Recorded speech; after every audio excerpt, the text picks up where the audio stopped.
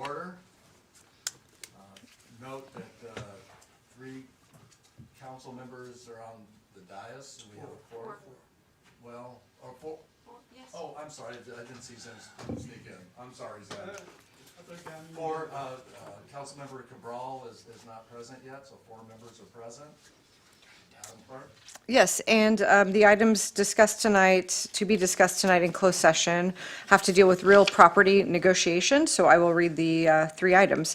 Discussion concerning real property transactions in compliance with Government Code Section 54956.8 regarding real property negotiations, APNs 6781601 and 690-55206. Property is northwest lot at Vista Hermosa Sports Park, known as the Meadows Fields 7, 8, and 9, and a portion of Richard T. Steed Memorial Park. City negotiators are Andy Hall, City Manager, Samantha Wiley, Beaches Parks and Recreation Director. Negotiating parties, Rhinos Rugby, under negotiations, price and terms for potential financial contribution for development and use lease agreement. Real property negotiations, APN none. Property is potential lease of city right-of-way located between 242 Avenida Del Mar and 218 Avenida Del Mar, the Farmers Market. City negotiators are Andy Hall, City Manager, Samantha Wiley, Beaches, Parks and Recreation Director. Negotiating parties are Introduction Unlimited, Incorporated, and under negotiations, price and terms for potential lease extension for the Farmers Market.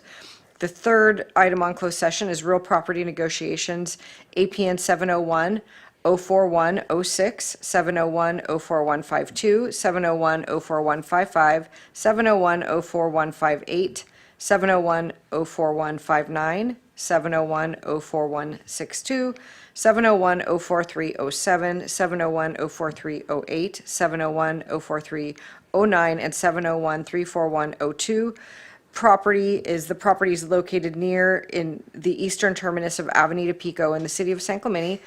City negotiators, Andy Hall, City Manager, Adam Atamian, Community Development Director.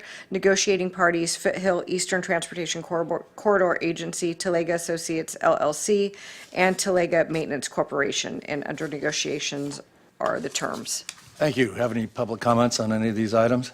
We do have one public comment on item A3, and that is Amanda Quintanilla.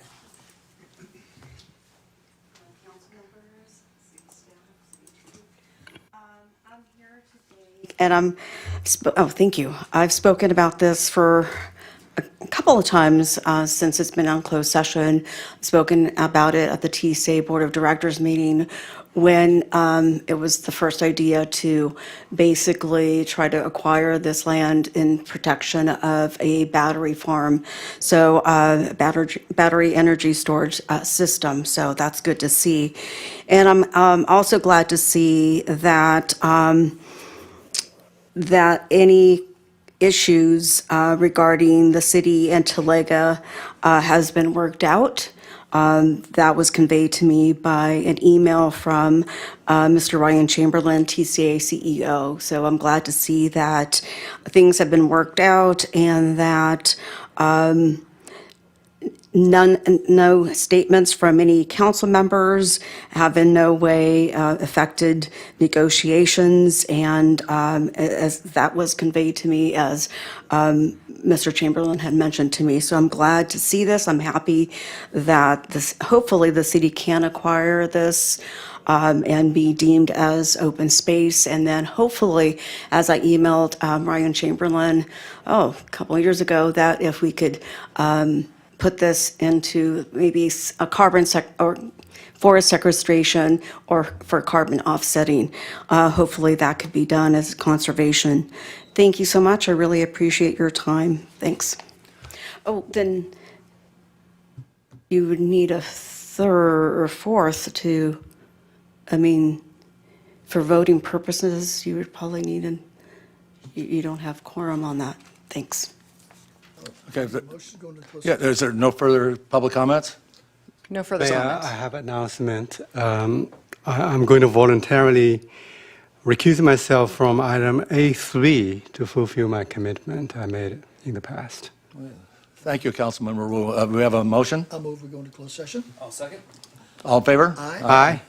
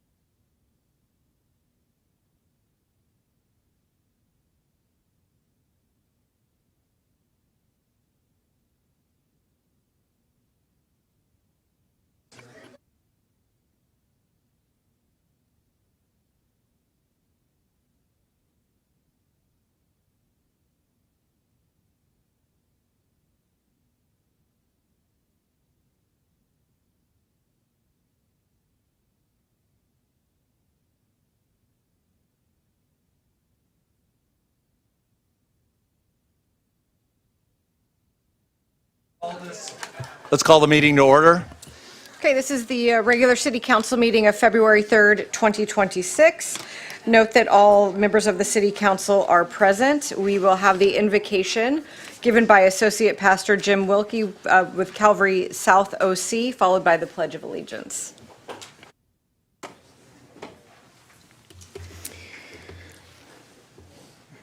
Heavenly Father, we thank you for this opportunity to be called to be your servants in this place. And we ask, Lord, that you would give wisdom and discernment, guidance to our city council members. And as the rest of us here in this place engage in discussion and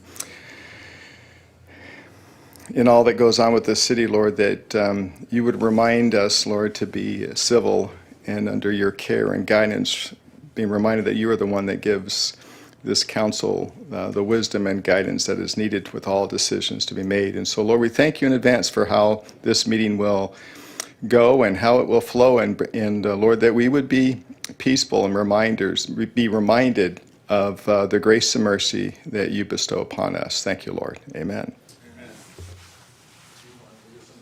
Please join me in a pledge of allegiance. Place your hand over your heart and repeat after me. I pledge allegiance to the flag of the United States of America and to the republic for which it stands, one nation, under God, indivisible, with liberty and justice for all. First item on the agenda is special presentation, and this is a presentation of commendations recognizing life-saving efforts at Richard T. Steed Memorial Park. If we could call forward Deputies Nunez and Rudy and firefighter John Rowlands.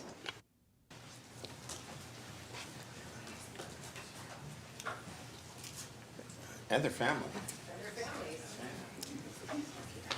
And the family's coming up as well.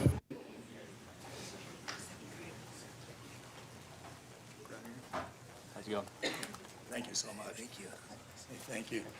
Thanks so much. Of course. All right. How are you?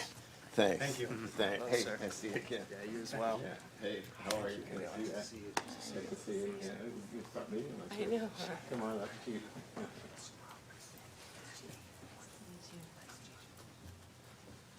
So we had an incident here, and we have a hero in town. I think I'll call all three of you heroes. We had an incident where on our pickleball courts, a gentleman slumped over, had a heart attack. You could probably explain this a lot better than me, but had a heart attack. The doctor that we talked at the last time said he probably would have died there on the court, but for the quick actions of an off-duty fireman who was playing pickleball right next door, jumped over immediately, began resuscitation efforts, and also with the help later on of our officers that were, I don't remember if you were on duty or off duty or on duty, who responded to the call of action and saved this gentleman's life. So I am the representative of the Orange County, for the City Council to the Orange County Fire Authority. So we've done this acknowledgement once before, and it was exciting, but we also wanted to do it as a city. My colleagues here wanted to participate in this and know our appreciation, give you our appreciation as a city for the heroic efforts. And I'm going to read this, so John, I'm going to read, I think they're saying I'll only read it once, but whereas on December 19th, a medical emergency occurred at Richard T. Steed Memorial Park pickleball courts involving an individual experiencing sudden cardiac arrest event, and whereas John Rowlands, an off-duty firefighter with the Orange County Fire Authority, was present at the scene and immediately recognized the life-threatening nature of the emergency, and whereas without hesitation, while off-duty, firefighter Rowland rendered by administering what is it, pulmonary? Yeah, that's what you did. CPR to the victim, demonstrating exceptional training, calm judgment, and decisive action under pressure. Whereas these actions were instrumental in sustaining the victim until further medical care could be provided, significantly increasing the likelihood of survival. And whereas firefighter Rowland's conduct exemplifies the highest traditions of the fire service and reflects great credit upon him, the Orange County Fire Authority, and the City of San Clemente. Now therefore, be it commended, Rick Loeffler, our mayor of San Clemente, acting on behalf of the City Council and the citizens of San Clemente, do hereby formally recognize and honor firefighter John Rowlands for outstanding bravery, professionalism, and selfless service to the community.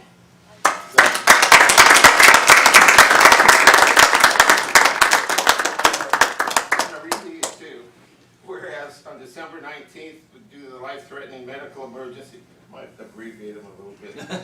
It's the same thing regarding the incident.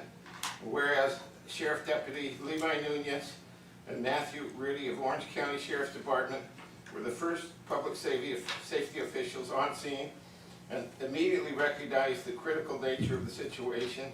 And whereas the deputies, acting without hesitation, promptly deployed the AED, the automated external defibrillator, yes, I can't pronounce it, administrating life-saving care in accordance with their training.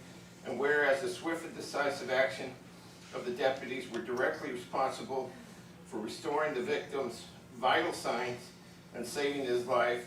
And whereas the professionalism, courage, and dedication demonstrated by the deputies reflect the highest standards of law enforcement service and bring great credit to themselves, the Orange County Sheriff's Department, our sheriff is here too. You guys should come up here also. And for their heroic actions, exceptional professionalism, and the unwavering commitment to the preservation of the union of human life.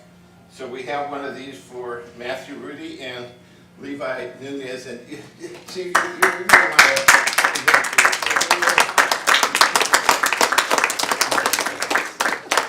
we have also, would you guys like to say something? you're absolutely welcome. We also have The families here. Yeah, but you guys, nothing? Nothing from you at all? come on up. Do you want to say something? This is what humility looks like. Well, I'm the one that went down. My name's Rob Frith. My wife, Tara, is here with me tonight. For me, I just want to heartfelt gratitude to the first responders that were there, like as was beautifully written on the awards, without hesitation, did their jobs, conducted their, the what they needed to do to keep me alive. The training that they received, going through the procedure, it was flawless, and that's why I'm standing here today. My family moved to San Clemente in 1991, and so we've been residents since then. So San Clemente, my wife is raised in San Clemente too. This is our town. These are our first responders. And not only are we just so grateful to be longtime San Clemente residents, if this was going to go down, it went down in the best town in the world with the best force and with the best first responders, not only John Rowlands and our sheriff's officers that were here, but also the paramedics that have been recognized in some other another ceremony at the Orange County Fire Authority. So for me as a resident, I am so grateful to our first responders. I'm so grateful for everyone that's here with so many things that go on at times that aren't always the most positive. This is a great story. I'm here. And my wife has a husband, my kids have a father, and so thank you very much, everyone.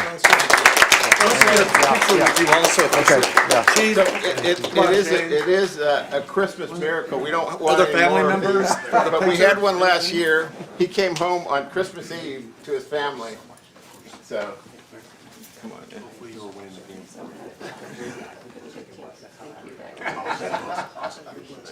No more heart attacks during Christmas. Where do we stand?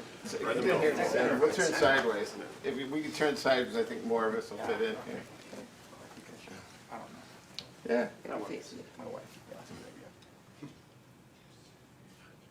All right. All right. Thanks again. Thank you for having us. Thank you very much. Thank you for having us.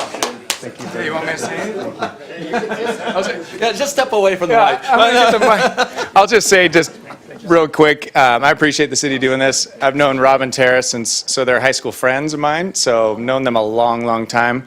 It's not often that you see outcomes like this. You know, a lot of patients come back, but they don't come back fully too. Rob is back to living full life and doing really well, and it is such a blessing to see that, especially with them being friends of mine for such a long time.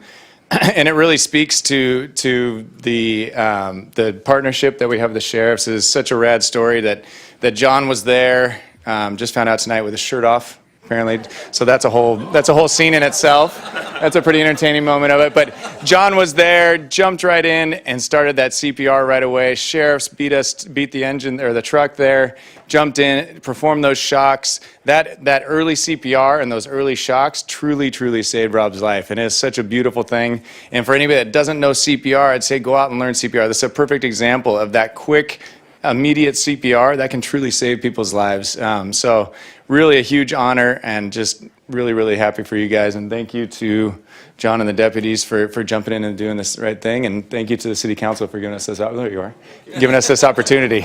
So thank you very much. Thank you. Sheriff, did you want to just say something about your fourth? Hey, Rick?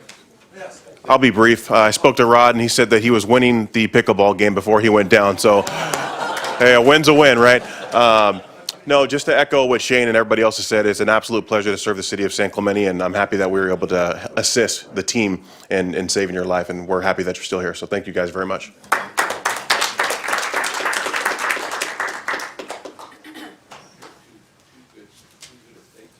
Union that nearly didn't happen. A man went into cardiac arrest while playing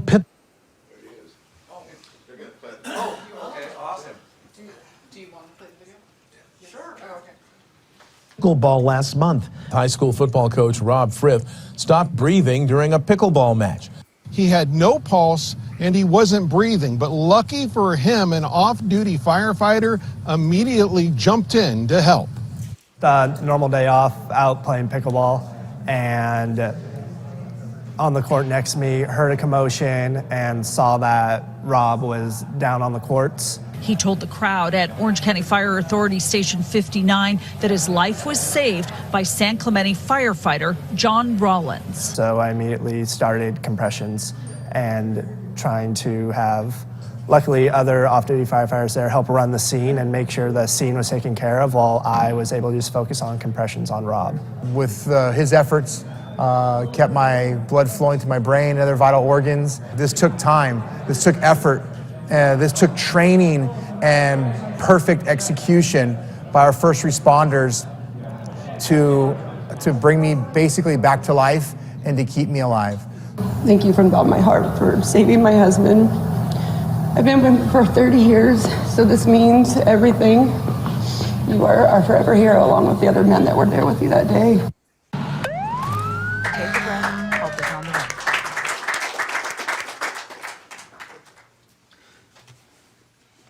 Okay, next item on the agenda is council member reports. Councilmember Emmeyer, would you like to, I can start with somebody else.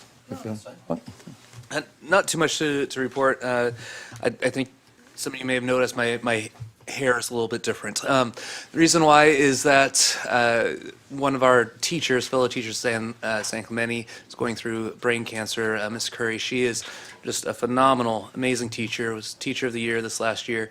And so about 25 of us or more staff, administration, teachers, we are supporting her in solidarity by doing this. It just goes to show she's just a phenomenal woman, and that even when she's sick, she is still going into the classroom and helping kids as much as she can. So she's a true true San Clemente spirit there. So, yeah, that's all. Awesome. Councilmember Cabral.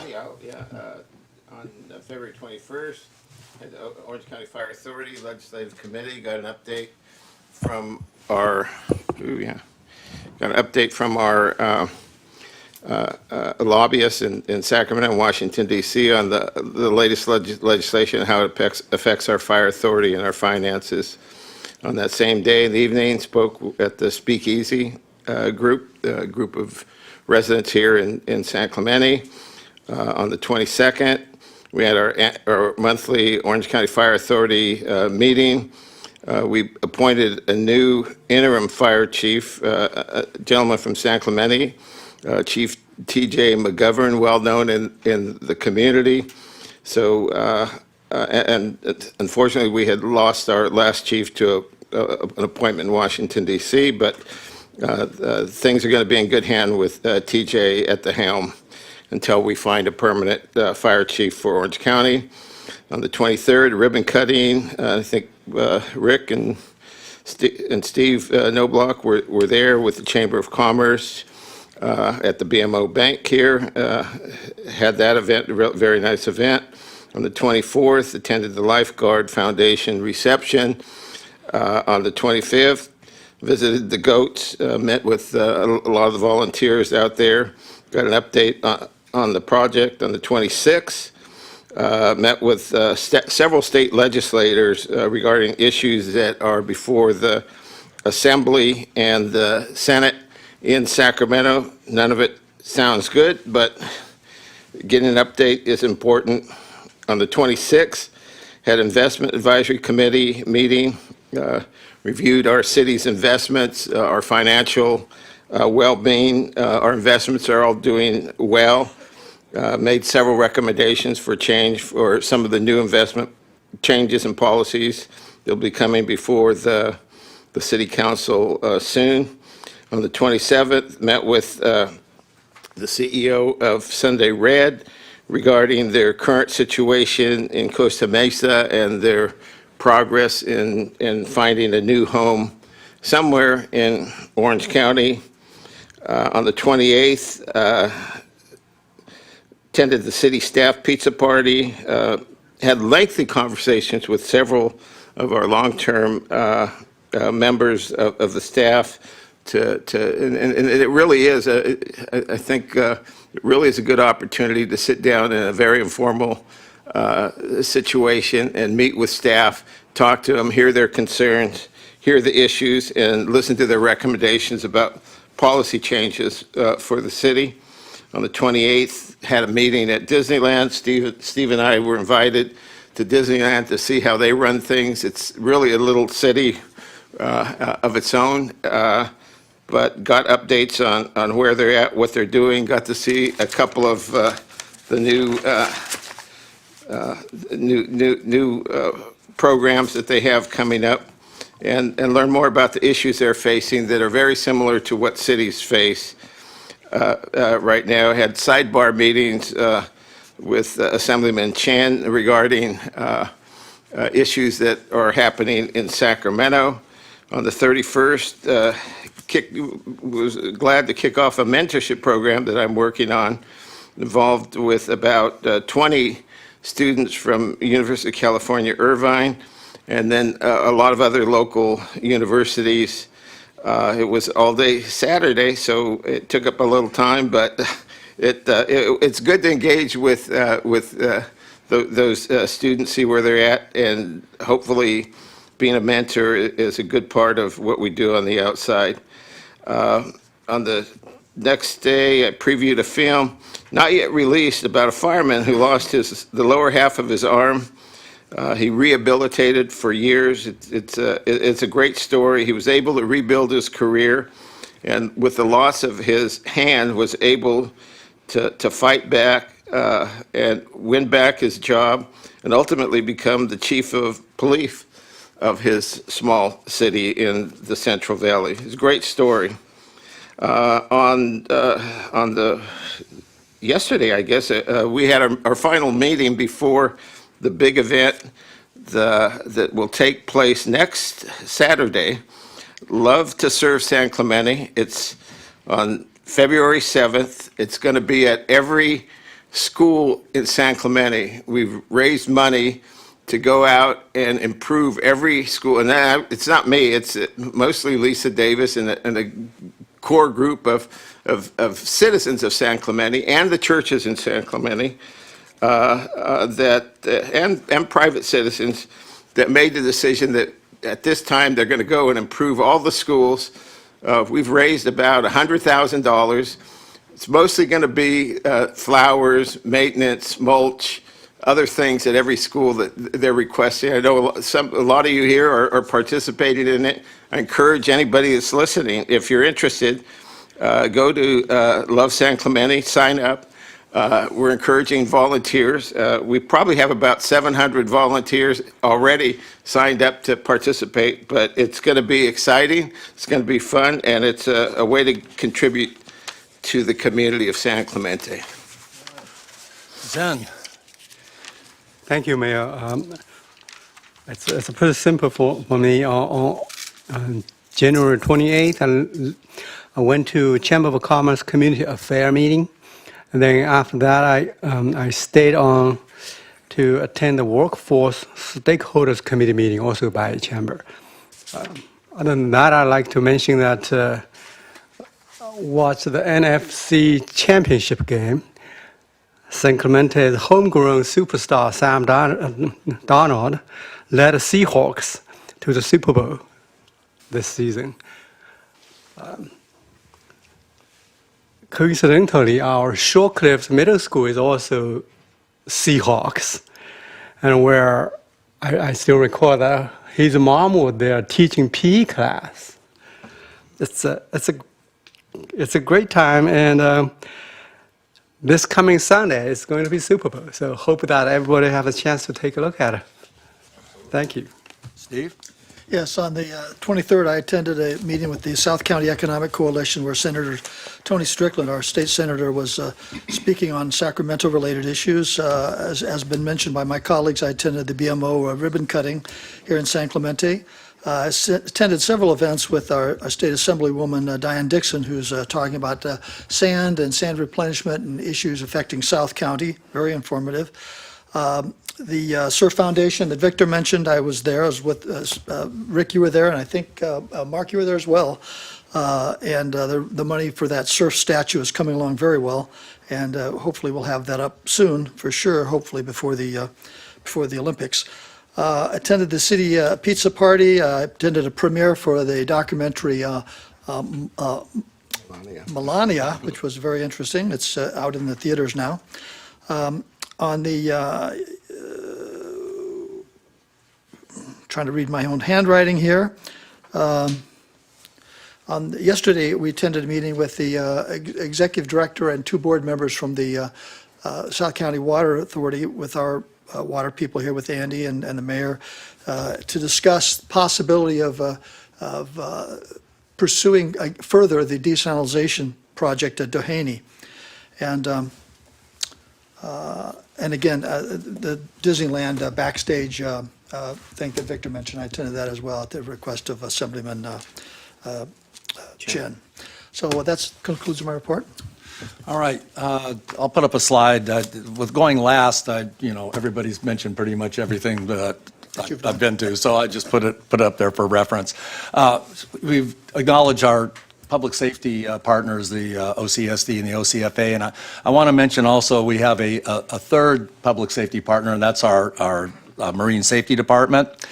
And just an update, you've noticed, I'm sure, seasonally high temperatures these last couple of weeks, and the lifeguards have had to staff virtually like it's been a summer, which is difficult because our lifeguards during the winter is kind of a part-time thing. So when we have surf the way we've had and the crowds the way we've had, they've got to work double duty to get out there and protect the swimmers. Matter of fact, last weekend they had 4 swimmers in distress that they saved. We're expecting high surf, 6 to 8 feet this coming weekend, and so they'll be opening up the T Street and North Beach lifeguard towers this weekend, which just doesn't happen very often in the winter. So we're really fortunate to have those guys that work so hard. And with that, that's the end of my report. Next item on the agenda is oral communications. How many speakers do we have? We have 8 speakers, 8 cards. I will call the first several speakers. Amanda Quintanilla, followed by Matt Hauser, followed by Darlene Huggins, followed by George Huggins, followed by Lois McNichol.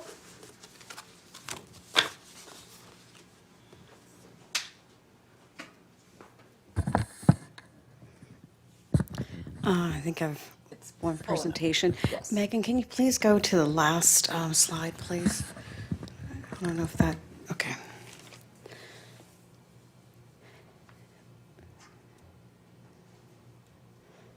So these are screenshots of a video that was taken at the last city council meeting by me. Unfortunately, it was bad image there. The first image depicts my view being blocked from filming, and as also, and the second image was that I wanted to record what was happening to a member of the public, and I had to physically move around the person who was deliberately blocking me from filming. Not only that, but I was trying to get around her. So I just wanted to. I reviewed city policy number 1201-11, where it's section 4.4.12. Members of the public shall not engage in conduct that disrupts, disturbs, or otherwise impedes the orderly conduct of the city council meeting. Any person who disrupts the meeting is subject to removal from the meeting. Prior to removing anyone from a city council meeting, the mayor or another designated chair shall notify the person that he or she is in violation of this section 4.4.12, explain the grounds for the belief that the person's conduct is in violation of the law or city policy, and why such conduct subjects the person to expulsion, and notify the person that if the conduct continues, he or she will be removed. The person receiving such notification shall be asked if he or she understands the conclusion, but shall not be required to accept it. And it goes on further, but I just wanted to make a note of that because I was trying to help a member of the public because I did not like what was happening. And Captain Chevalier was wonderful, and he stepped in to help out this member of the public. Also, I wanted to point out that if you could go to the first screen, and why we were here, went forward, that we've had in the past this historical perspective that the picture on the left is what we had seen many residents coming from the I-5 where, there was efforts from people immigrating here and then, or illegally. And then also now it's because also that we're having panga boats. But I just wanted to refresh someone's memory of that this has been a problem, and that's why we wanted to protect the safety of everybody involved. Thanks a lot. Thank you. Matt Hauser, followed by Darlene Huggins, followed by George Huggins. Hey guys, I'm Matt Hauser. I'm a resident of San Clemente for the last 8 years, and I'm homeless. And on Thursday, I'm going to court, and I'm looking at jail time for tickets for not having a business license and illegal camping and not having a special event permit. So basically, I'm looking at going to jail for working and sleeping. So I'm hoping maybe we can figure something out, because in the last 8 years at that corner, I've met a lot of people, and my art is literally all over the world, and I have something that I can turn into a business, and the business licensing thing isn't really a big deal. I mean, to me, that's easy enough. It's that whole special event permit, and telling me that I had a park ranger issue me the special event permit ticket, and asked him how much one was, and he said, well, we don't issue those. So that's where I'm kind of having a problem with, you guys are telling me I need to get something that you're also telling me I can't possibly acquire. So I'm trying to figure out a way around that. I'm hoping we can, because I've come a long way in the last 8 years, and I got 2 more years in my 10-year plan. We're going to year 9, and I'm starting off year 9 looking like I might do a couple months in jail for this. That's what they're talking about. A couple months in jail and a year probation for selling my art down there. So, hopefully we can come to some kind of agreement that I can stay there. People have gotten to know me. I hear, when I told everybody about this on Friday when I got out of jail for, again, for this kind of stuff, I heard 2 things. I heard you don't ever bother anybody and you're a staple around here. So, I'm hoping, like I said, we can figure out something because people are getting sick of seeing that rusting chain link fence down there around that corner. They like to see some art back there. So, and that's it. That's all I got. So that's all my time. Thanks, guys. Thanks, Matt. Darlene Huggins?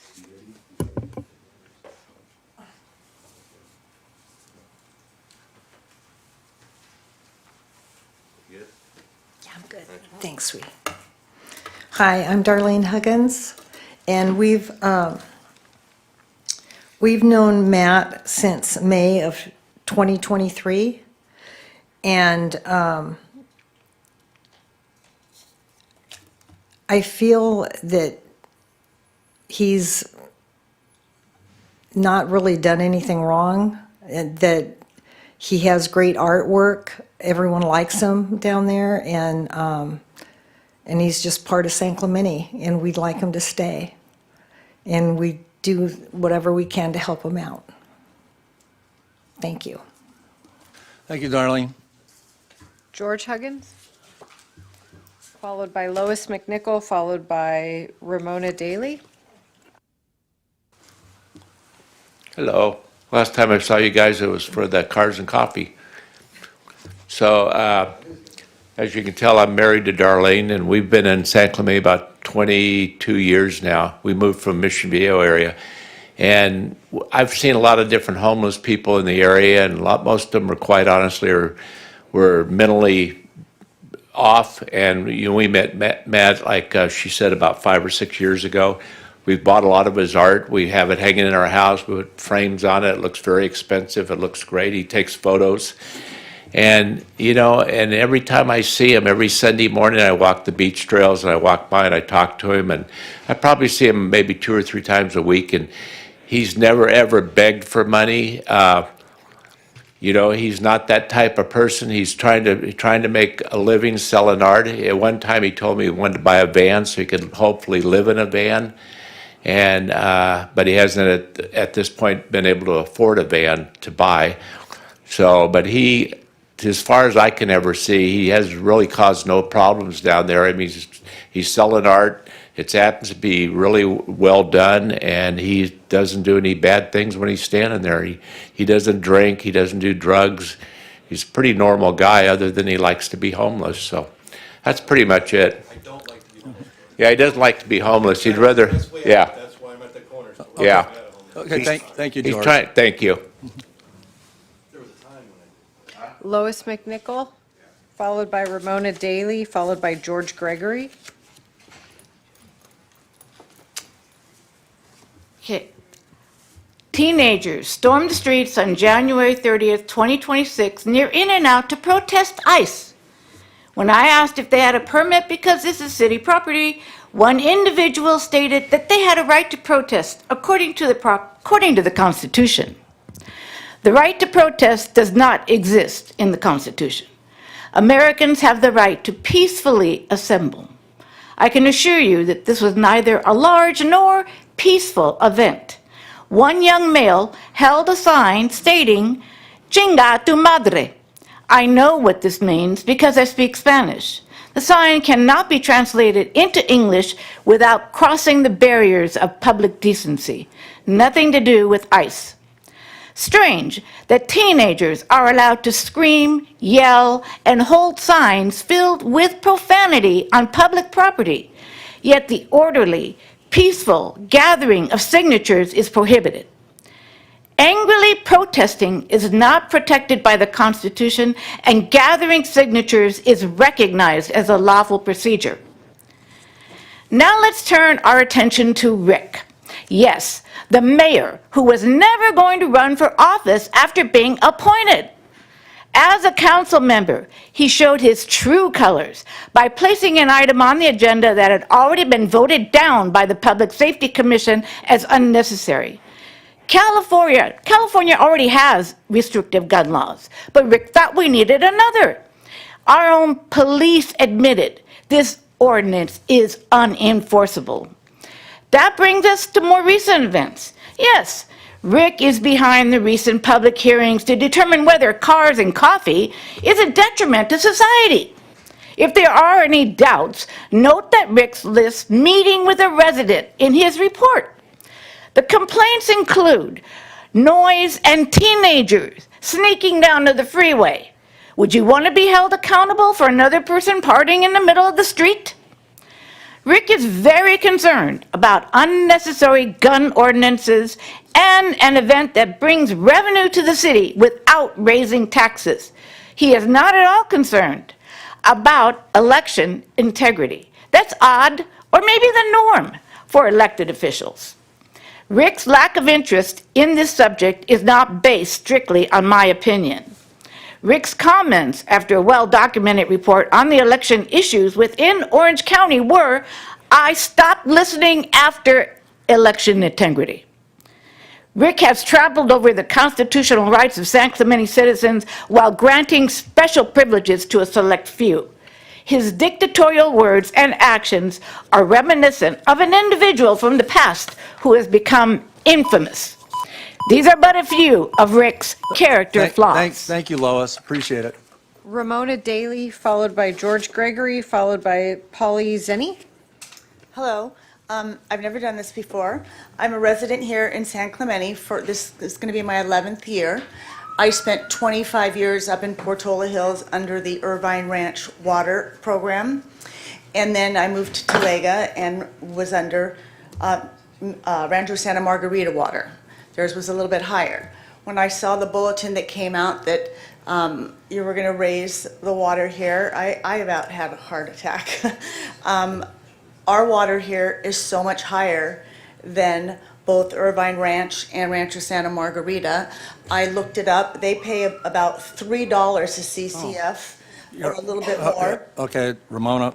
I'm not allowed to talk about this? Well, you can. You've used about half your time. It's on the agenda.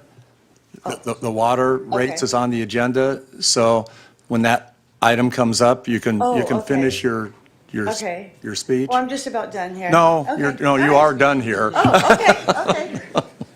Didn't But know you the but you protocol. can come back. That was my fault. I didn't stop you. Evening, council. Congratulations, Rick, on your election, Mr. Knobloch. I pulled in after a long drive all night to get home and fix some plumbing, and Cars and Coffee was blocking me. I was being cut off. Intersections were cut off. I could hear high revving cars from a mile away where I lived, and they were setting off all the car alarms.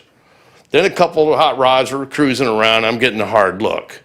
Well, the hard look used to mean I would spank them bad in my car because I had no money. I was a poor kid, but I knew how to work on these things. And, you know, these are rich people abusing our community. We need to step up a little bit with them. I thought the fee was a good idea. Everybody was negative about the fee. How about a donation? How about a donation for a pizza party for the volunteers and a little bit for the Boys and Girls Club and the city? You know, do a split. Call it a donation. But I want these guys to know that we're watching them and they're going to pay to be watched. So it's a thought. Another thing I'm not too happy with is I'm trying to make the balance the budget here in the city. And part of that is some of this crazy spending and stuff. We're now spending money on a petting zoo. And most people pay for pasture lands to graze their livestock. Not to mention some of the misdirection. One of the most deadly areas in our city is the Pico Canyon here. That should be grazed incredibly. It's full of thistles and sawgrass, and it'd be really hard to fight a fire in there, and it's very large. So the thing is, if they pay for grazing land, we could have more goats, and we can get more vegetation out of the way properly. I'd also like to start a little program, and I'd like this to be taken seriously. I try to bring safety vests to the kids, the younger kids riding their e-bikes. They're hard to see, they maneuver too fast, they're almost like time travelers, all of a sudden they're next to you. A safety vest is no big deal. You could bling it up and decorate it or something like that, make it appropriate, but there needs to be a law for safety vests for underage e-bikers because they're crazy people. I don't want to stop them. I don't want to stop cars and coffee. I don't want to stop e-bikes. But I do need a little bit of control over it. I don't need my car alarms going off. I don't need hard looks. And I don't need the fire danger in the petting zoo. Okay, I really, if we're going to balance the budget, we got to be a little more frugal and think of little ways to generate a little bit of money. So thank you for your time. Thank you, George. Polly Zinni?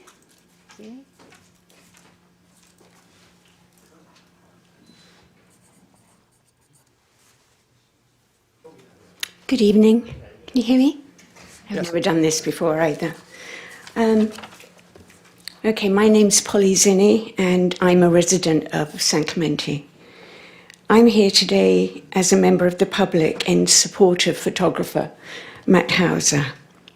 For many years now, when walking from the parking lot to the pier, I've become accustomed to seeing Mr. Hauser sitting quietly under his umbrella day after day, not bothering anybody, reading his phone, and displaying his beautiful photos of San Clemente, and particularly the San Clemente Pier. Sadly, when I went to the pier last week, Mr. Hauser was gone, and in his place there was and is an ugly chain link fence with an enormous yellow padlock and a red cone with a sign saying this area is closed for maintenance. I was further saddened to learn that Mr. Hauser had been arrested for not having a business license and had spent 3 nights in jail. Matt Hauser is a fixture in San Clemente. He and his lovely photographs add to the relaxed beach vibe at the pier and have become part of the rich fabric of San Clemente. People expect to see him there. I would like to request that the City Council drop all charges against Mr. Hauser, that the ugly chain link fence be removed, and that the city either issue him with a special permit to occupy that space or once again turn a blind eye and allow Mr. Hauser to return to his spot at the foot of the stairs and display his photos as he has done for the last 8 years. Thank you. Thank you, Polly. Mike Kay, followed by Dennis Grimes.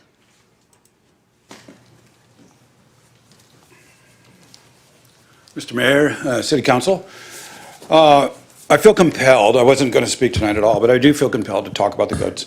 Curiously, today is the exact 1-year anniversary from the very first time we had any goats grazing, kind of a milestone. I have, of late, read and seen quite a bit of disinformation regarding the goats. So I think it behooves me to kind of set this record straight. The goat grazing is used in many towns locally, Laguna Beach, etc. It is a good job of lowering the fire fuel load risk and invasive plant species. I've been bringing it up for over 6 years. It was Kathy Ward who originally said, yeah, that's something we might want to look at some point. It has been supported by the last couple of mayors, and it took an act of me presenting and Andy Hall here to say, yeah, we could do a pilot project. To date, the original pilot project, as per the city, was 20 goats and about 8 acres. That's all we were allowed to do, and it was to go 90 days. I said, I'll pay for it all. It's my contribution. Want to do it, want to see if it works. People thought, oh, the coyotes will eat them, the rattlesnakes will eat them, the goats will get out and have car crashes, et cetera, et cetera.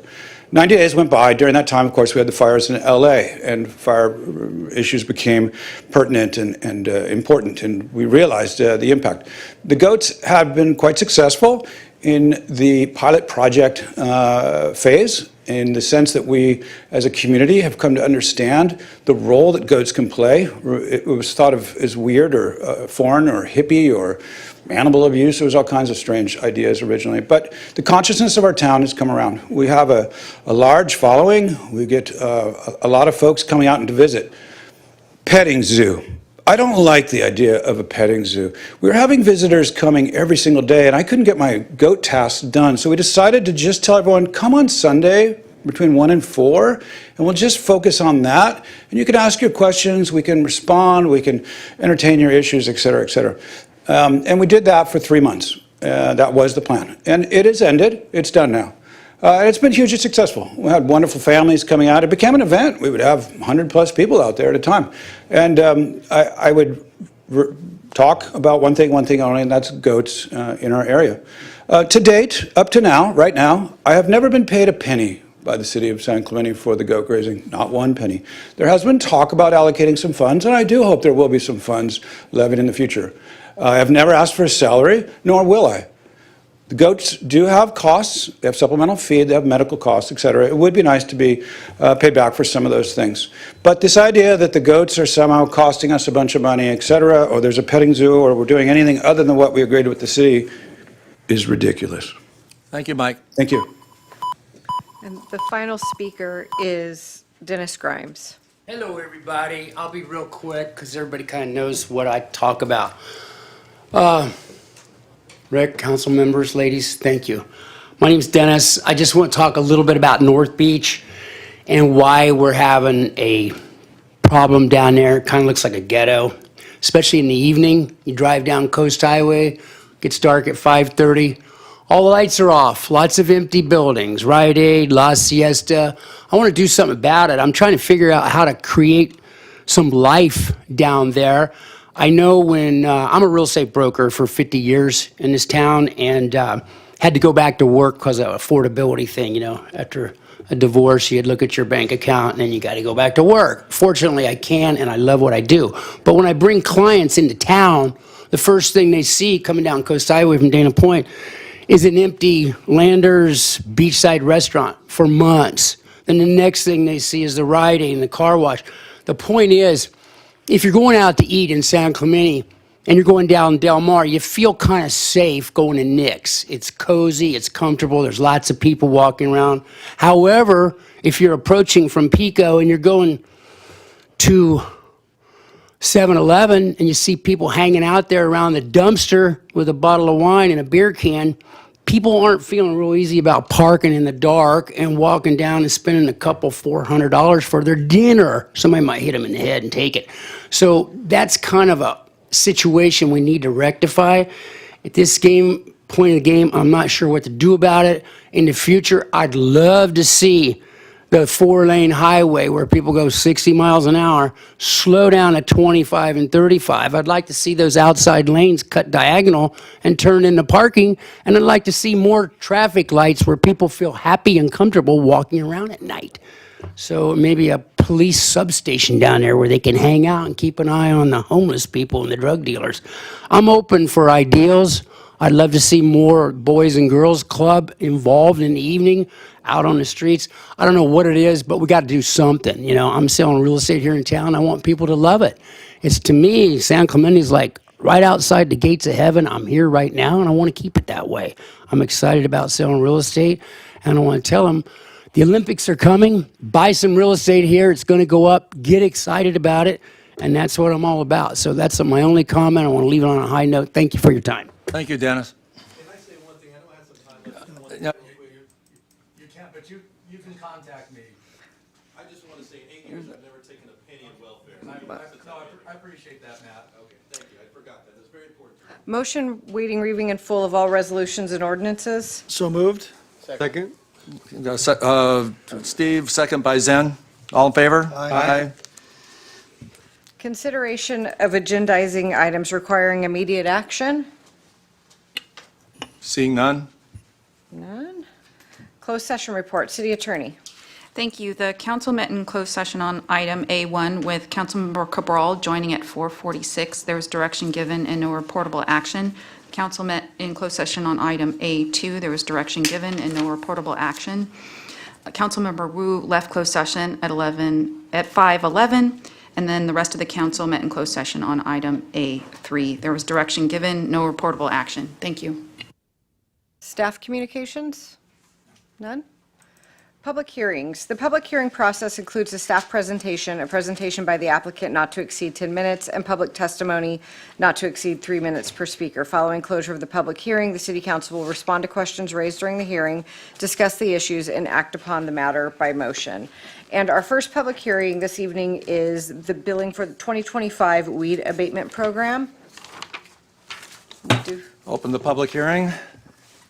And do any member have any ex parte? Okay. Any communications after it's been put on the agenda? Any council member? Seeing none. Just a question, do we have any speakers on this? We do not have any speaker cards. Can I ask that, or do we need a staff report on this weed abatement? Is it? I'd actually move it. I think we're fine.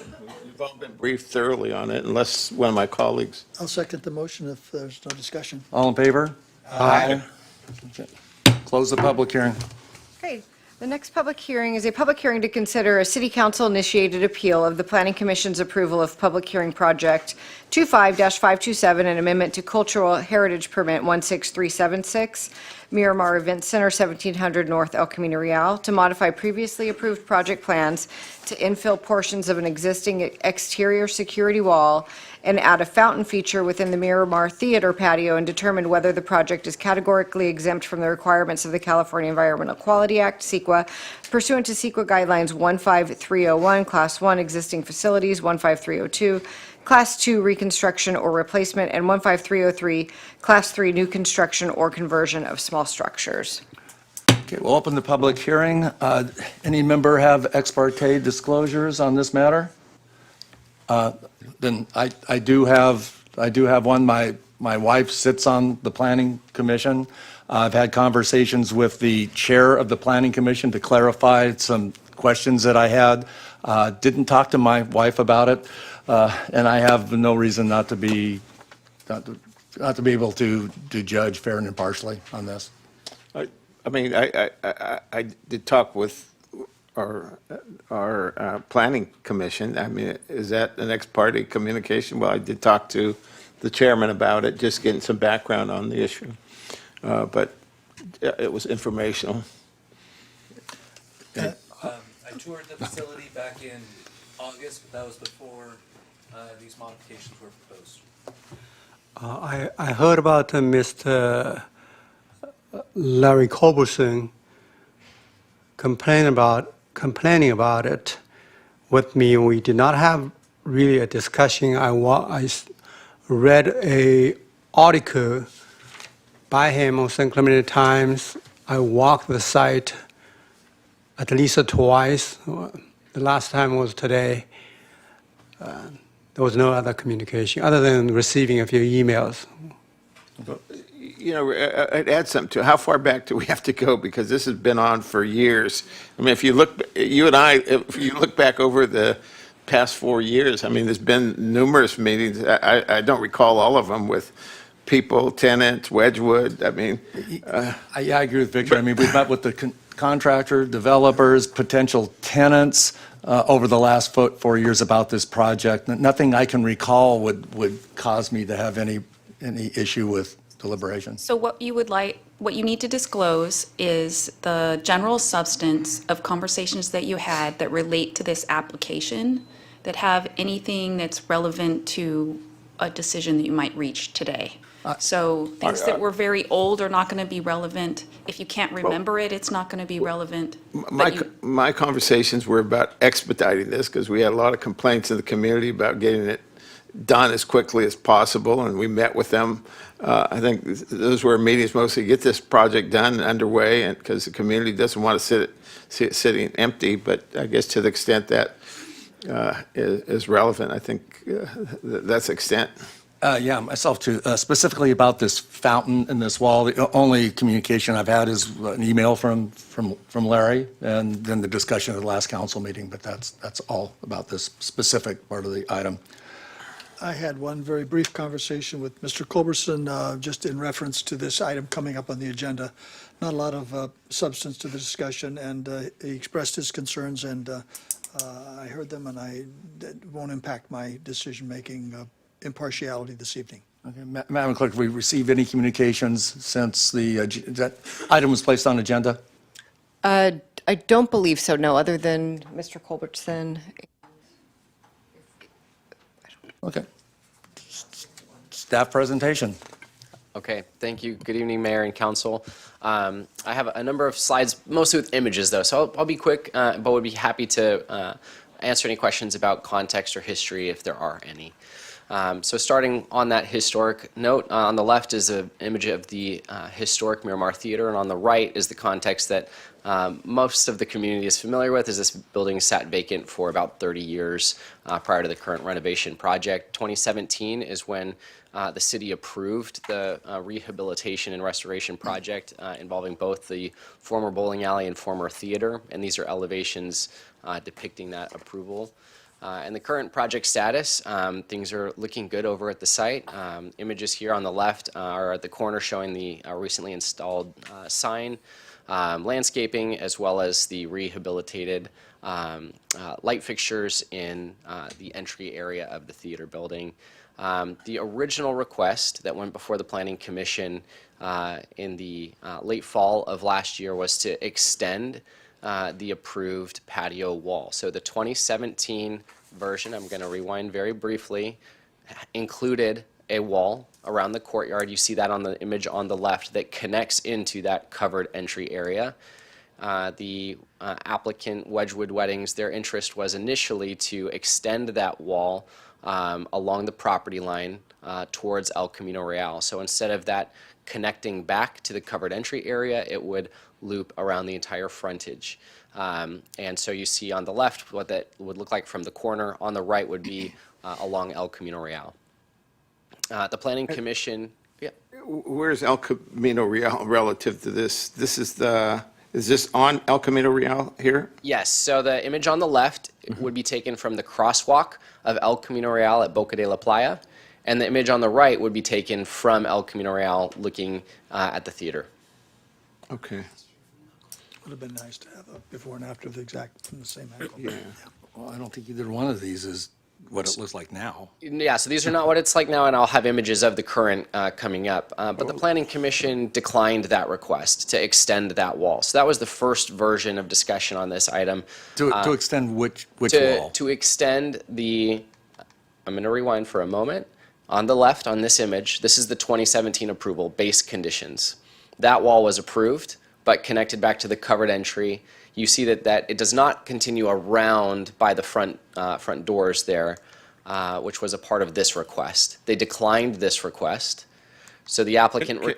Can I ask a question? They just voluntarily said, we don't want the wall? No, so the applicant requested that, and it went to a public hearing. And the Planning Commission declined the extension of the wall. In advance of that discussion, commissioners visited the site, and they did have concerns about the noise and some of the things that the applicant raised. However, they were not supportive of the full extension around the property that was initially requested. So the applicant submitted a modified request after that one, which is what we're looking at today, that the Planning Commission did approve. And I'll get into those 5 items in just a moment. What the screen shows now is the current condition. This is reflective of the 2017 approved condition, where we see the wall that returns to the corner of that triangular covered entry area. So to the right, it's open access. People from the sidewalk can walk right into that space. To the left, there's a full stucco wall that then turns into a combination stucco and wrought iron enclosure. This is the existing conditions as of yesterday. Yep. So along El Camino Real, where you have all this traffic, there's no wall? Correct. Isn't that quite dangerous? Well, there's no wall currently at that location. Yeah. Okay. So speaking of existing conditions, before I move into the list of what is proposed in this application, we, on the prior slide, looked at the outward looking in. This slide looks at the inward looking out. So as you exit an event and go through the covered entry area out into what is, presumably the cocktail area, this is the view looking out from that space. So the applicant's request, I will have 1, 2, 3, 4, 5 things I'm going to walk you through quickly. The first is to infill that wall that's shown on the top. So those green rectangles show where the wrought iron is currently, and they would like to replace that with stucco.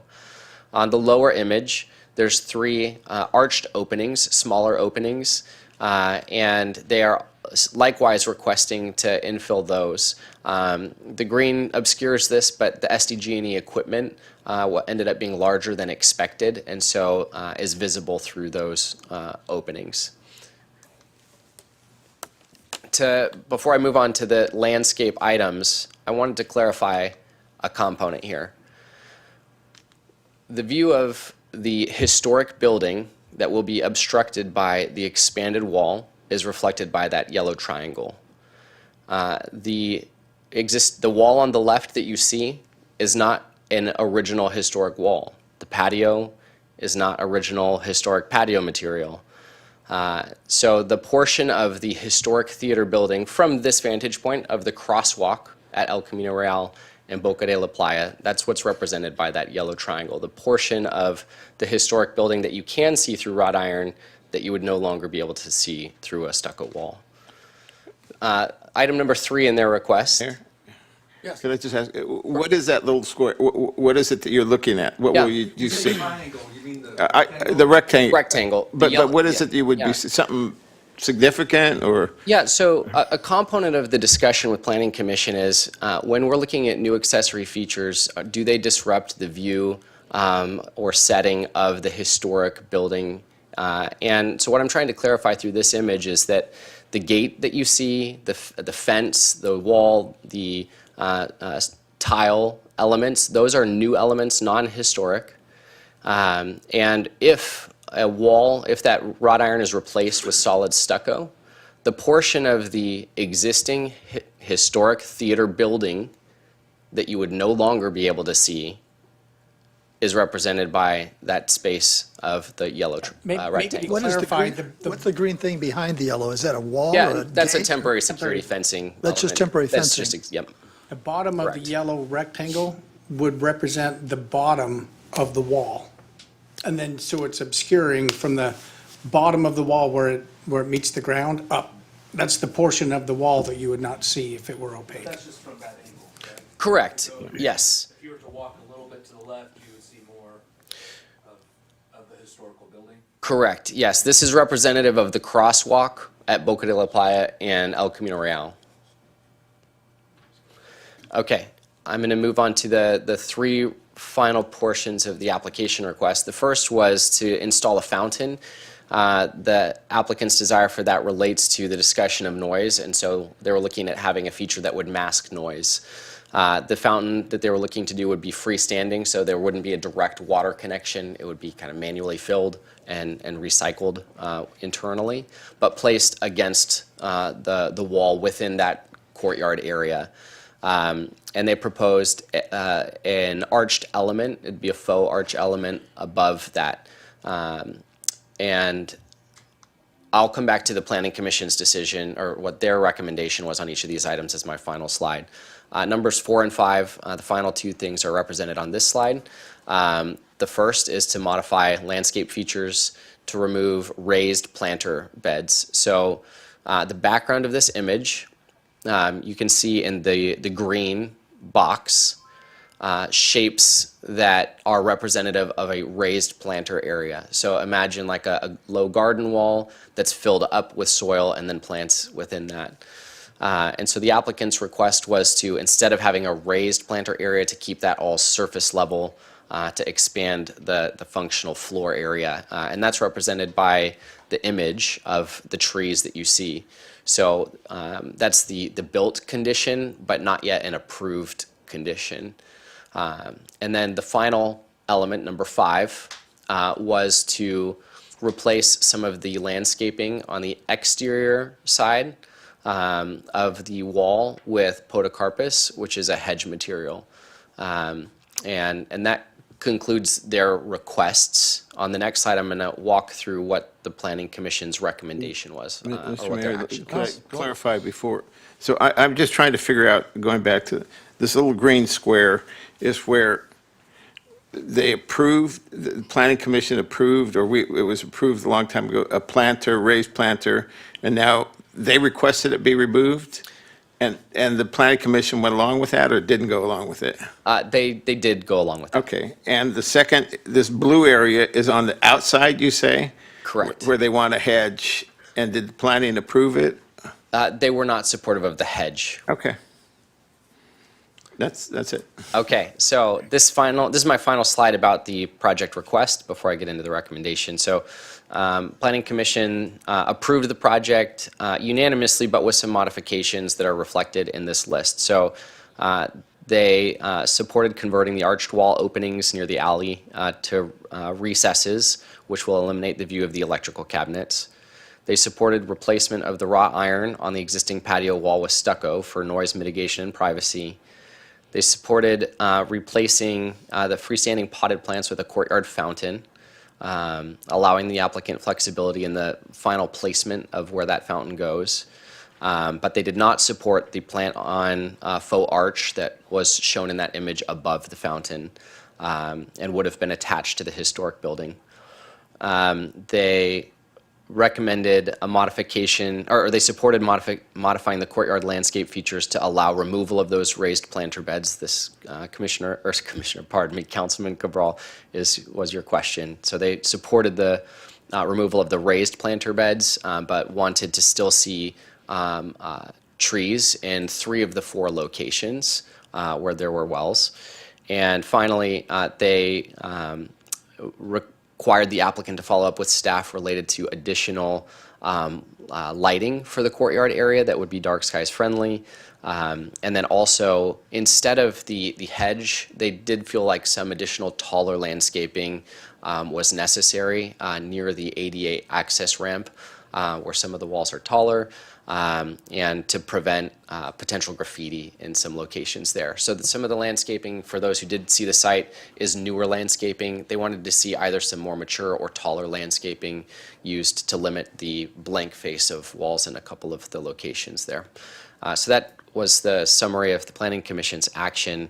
And so the recommendation that we have in front of you is to determine the project to be categorically exempt, and to adopt the resolution in front of you, 26019, affirming the Planning Commission decision. But I'm certainly happy to respond to any additional questions. Do we have somebody here from the development? We do have the applicant.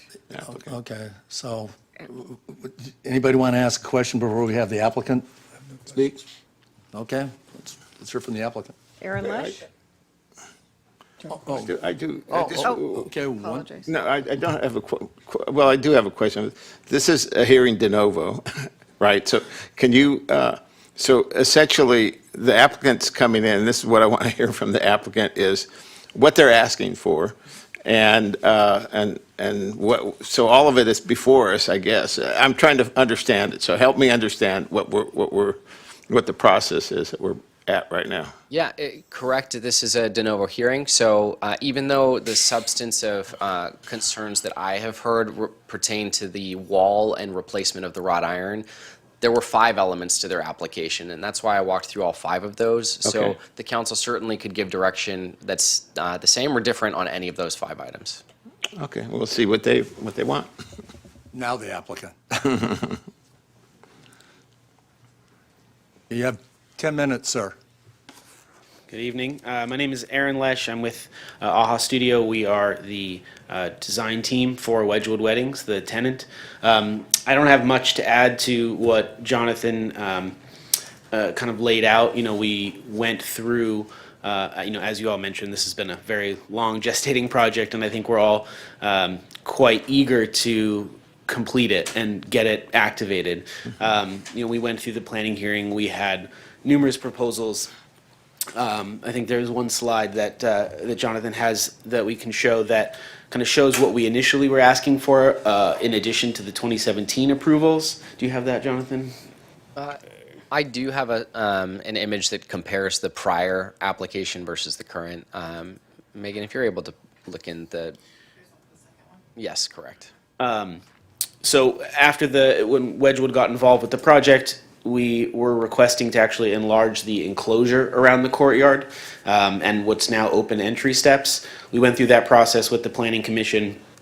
That was, we were asked to relook at that and kind of scale that back, and so we did that, and we compromised and kind of pulled the wall back.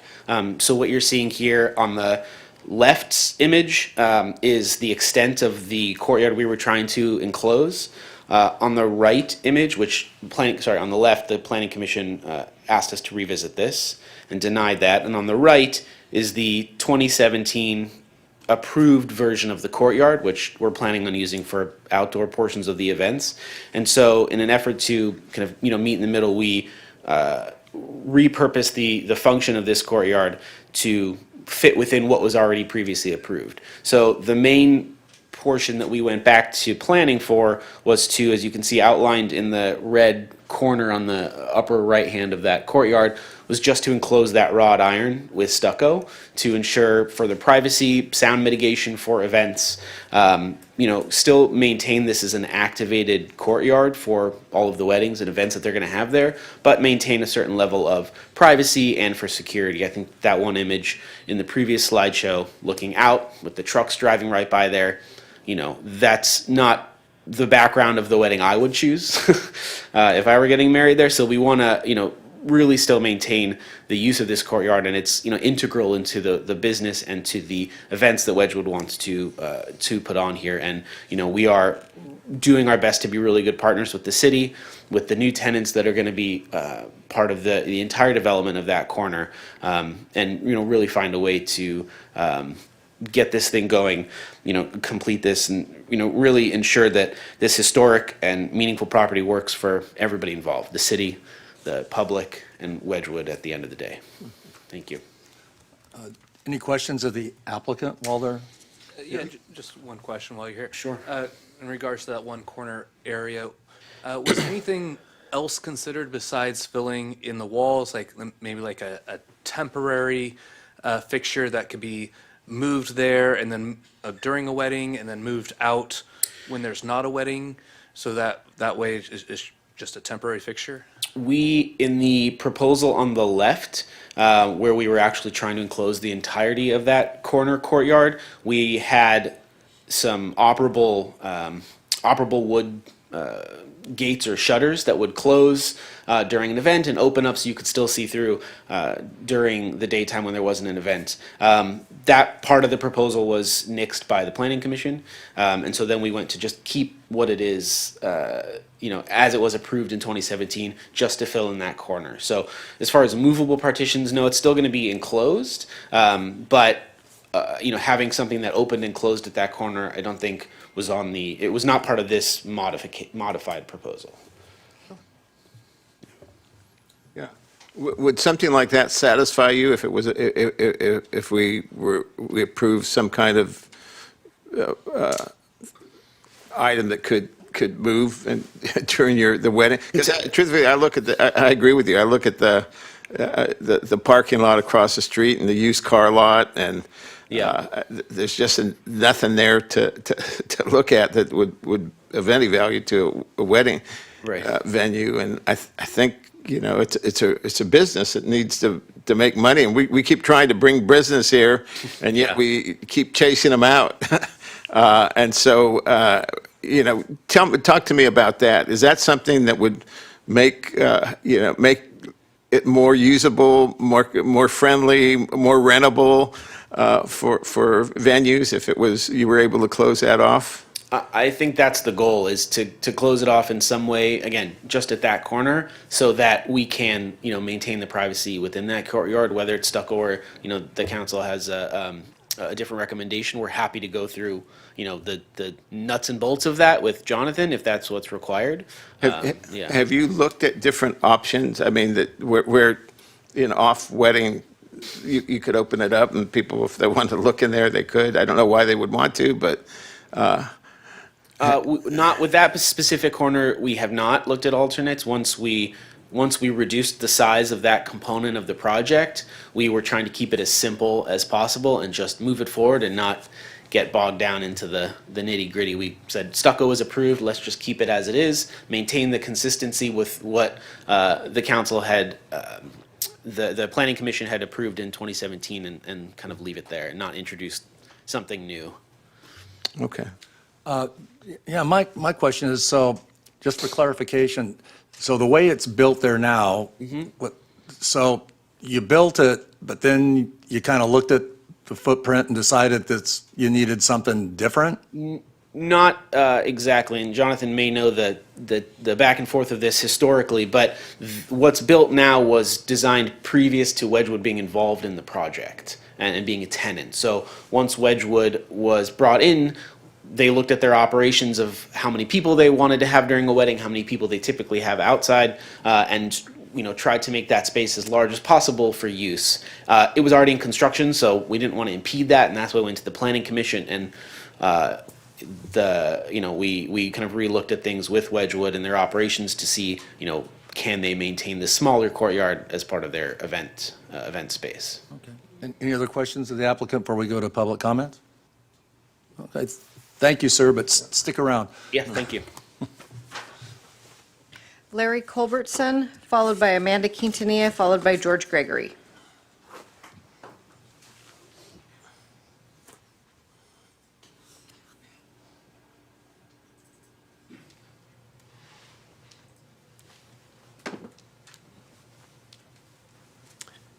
Good evening, Council. Larry Culbertson, I guess I'm complainer.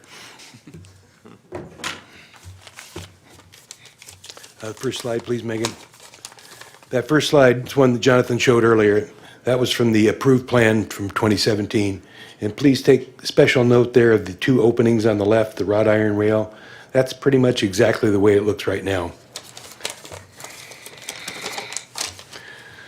The next slide. Next one.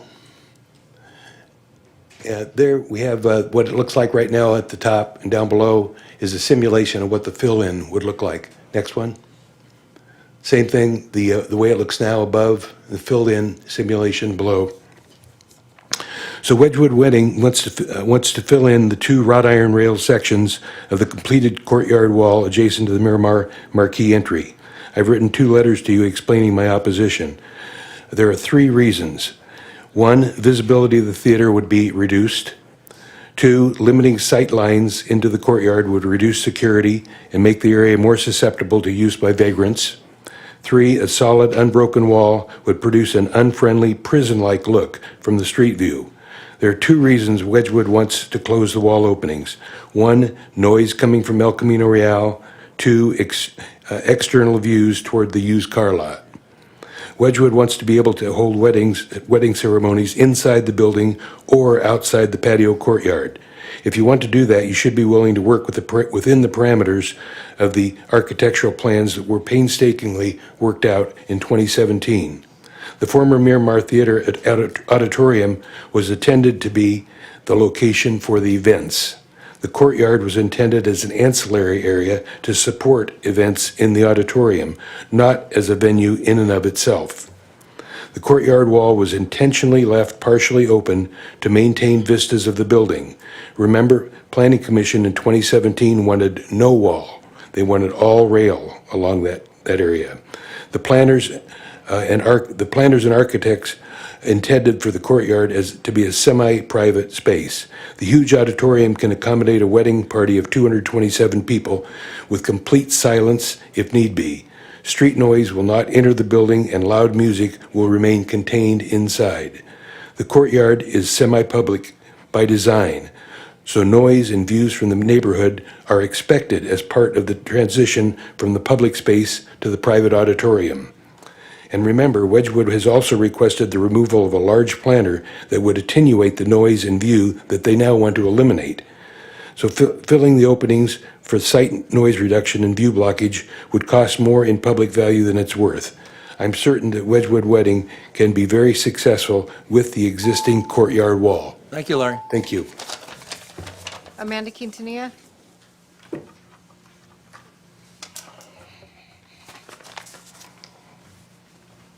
Do you need that? Thank you. I have a quick presentation, but I'm probably going to summarize. Next slide, please. Megan's not up yet, sorry. Next slide.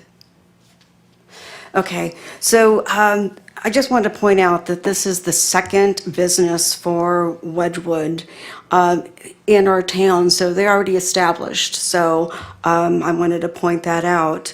Also, I think the city staff mentioned something about graffiti, and I'm speaking as a member of the public, that at the recent Arts and Cultural Committee, committee member Paskowitz stated that there is no graffiti at North Beach. So as a longtime resident of North Beach, I agree with that statement. When I was reviewing the historic structural report, it stated the project site is located at North Ave Community has a high visibility due to the Miramar Tower as a landmark. The site design approach is to create a gateway to the North Beach in the city of San Clemente. So I wanted to point that out, that this is a gateway. So covering up a historic property with a fence that's a major concern with the wall. So also roundabouts, there's no stop signs or crosswalks, so we do need that wrought iron to kind of look to see when we're making a right-hand turn to make sure there's no problems. And I think that was addressed at the Planning Commission, that having an exterior wall is a problem and it causes a danger. Also, in reviewing the November 5th Planning Commission staff report, they didn't have a third-party historic specialist in the development, and the city relied on the historic structural report. So there was a break in policies and procedure on that. Pursuant to San Clemente Municipal Code 17.12.180, insignificant modifications as provided of the approval allow the city planner or designee to review certain deviations from the approved site, but the 6-foot solid stucco wall is a significant modification which obstructs the view of the Miramar Theater as a historical property in the North Beach Historic District. And so according to it also continues to state that new additions, exterior alterations, or related new construction will not destroy historic materials, features, and spatial relationships that characterize the Miramar. The Miramar Theater was designed by the prolific architect Clifford A. Bulk, who designed dozens of elaborate movie theaters in the 20s and throughout the other decades. He describes its exterior design as an attempt to embody the informal lines and mass of lands and of early California buildings in a modern structure. The use of typical tile roof, hewn wood beams, and the texture plaster has created an effect in keeping with the natural setting, which is Thank you, Amanda. coastal California. Thank you. Thanks, Amanda. George Gregory, followed by Wayne Eggleston. Hello, council. George Gregory, North Beach. I couldn't be much closer to this building. These historic buildings are turning into little fiefdoms in town with big, tall walls, like little castles to their own. Has really not very friendly to the residents. The thing with big walls is you don't know who's hiding behind the big wall or if you're going to be pinned up against the big wall. If you look at those slides, the first slides on that, you have this big, beautiful patio with no wall. That was pretty cool. What a great place to hang out in pretty clothes and talk. You know, now, we got to close it off. We don't like San Clemente. We don't like San Clemente. We just want to be here. So, and Wedgwood has not been a good person to San Clemente. Look what they've done to the golf course. So the thing is these fiefdoms are turning terrible. Look what happened to the art store. It's just big, tall walls in a parking lot. It's ugly. It's ugly. It has no features. Now they want to cut off the little triangles that they put in there as a relief. And it's even going to be uglier. It's going to have just the electric box and an even bigger tall wall. As a matter of fact, I don't know how the whole thing got so bastardized because the walls are only supposed to be permitted to be so tall. And they're not following the grade of the community. And that grade, all of a sudden, we got walls there. I don't think I could slam dunk over them. And I got a pretty good jump. So the thing is enough's enough. Prove your worth. Get open, conduct business, or leave. You know, the thing is this has been like death by 1,000 cuts. Think about it. You look at those slides where there was no wall. Then you look at it where there's the little pony wall, which usually lends itself to be seating. Then they put a wrought iron fence on it. Then they don't even want the wrought iron fence. Now they want another big, tall wall. Who's behind the wall? Am I going to get pinned up against the wall? You know, it's just not cool. It's terrible. It's terrible. It's got to stop. You know, when you go down in a commercial area where all the big tilt-ups are and stuff like that, is that very friendly walking around there? You know, or do you like front yards and stuff? You know, setbacks and things that actually lead the community and strolling. You know, or are you going to be pinned up against the wall? Think about it. It's just enough's enough. Death by 1,000 cuts, guys. Thank you for your time. Thank you, George. Wayne Eggleston? Don't start the clock yet. I'm moving. Now. I wasn't going to speak on this issue really, but after, Victor, after you made some comments, I really had to get up here. The Planning Commission made some compromises, and I don't know if we can have the compromise that the Planning Commission made showing the entrance, but do not block off the very front of the Miramar Theater. If you go there right now and take a look at it at night, there's a light shining on the Miramar. It is magnificent, and you can see it, and it's just fabulous. It really is fabulous. Do not block off a wall, and that was the compromise made by the Planning Commission. Let me give you a perspective, if I may, and share with you. After I got off City Council for 12 years and the Planning Commission for 4 years, Jim Holloway and I teamed up and contacted the owner, Spazzeri, and told him that he needed a concept in order to sell the Miramar. We didn't want to see it sit there for the next 20 years. We worked with Spazzeri on the original plan. It had no walls. And we got it through the Planning Commission, we got it through City Council, and a unanimous decision through the Coastal Commission. We worked very hard on the original plan. The Planning Commission did come up with a lot of compromises, and they were wonderful compromises. And I know Larry's going to hate me for this, but this was a compromise that should be approved. But do not, please do not, wall off the very front of the Miramar Theater. It is magnificent right now. It really is. Thank you. Thank you, Wayne. Any other speakers? That was the last speaker. Oh, I do have no, go ahead. a question of staff. Close the public hearing. Oh, I'm sorry, you have questions. His Yeah. questions. There was a mention of a compromise. Is everything that was done by the Planning Commission and all the parties involved here today a result of a compromise that was worked out by everybody after public hearings? Can you speak to that? Yeah, I can. I wouldn't say that it's a compromise that involves everyone, because clearly we have some public comment that is opposed to this current project, but the original application was to extend that wall further, not just to modify the wall, but to extend the wall. Planning Commission commissioners in their minutes were concerned about the noise and the privacy elements there.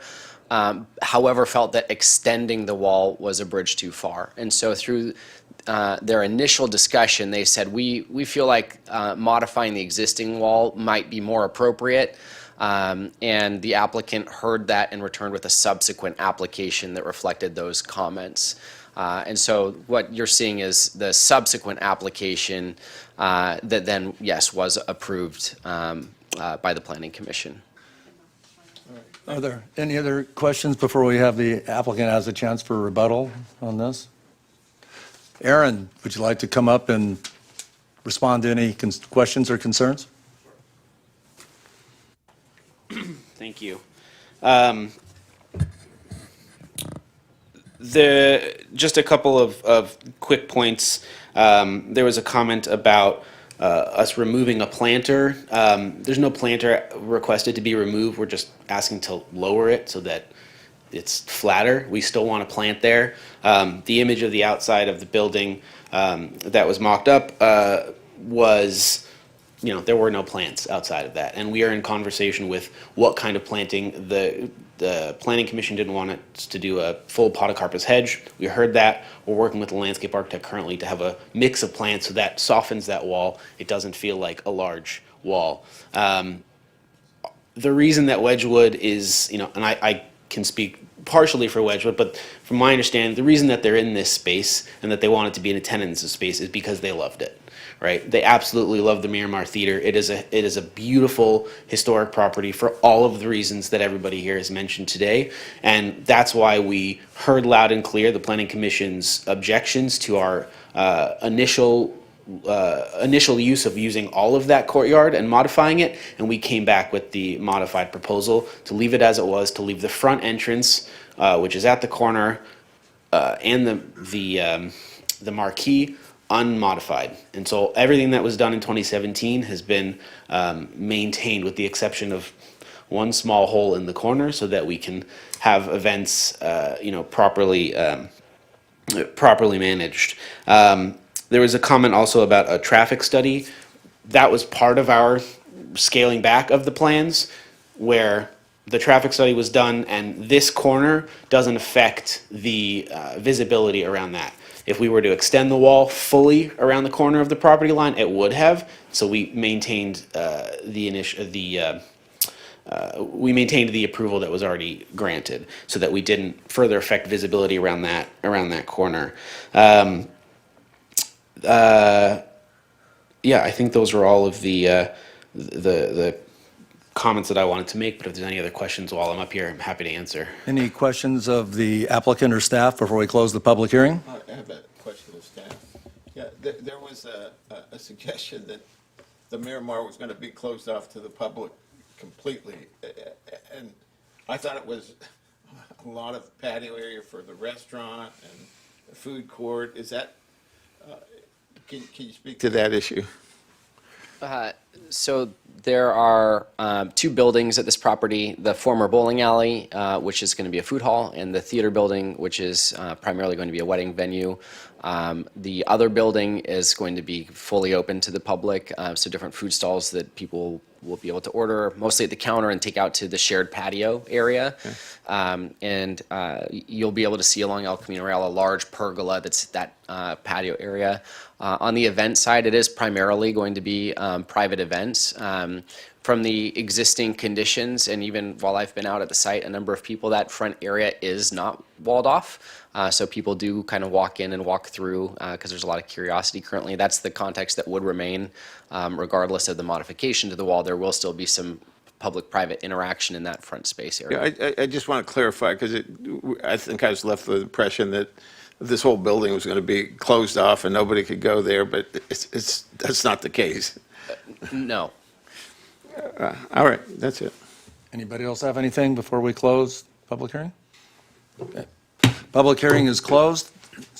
Discussion? May, Oh, you want to go?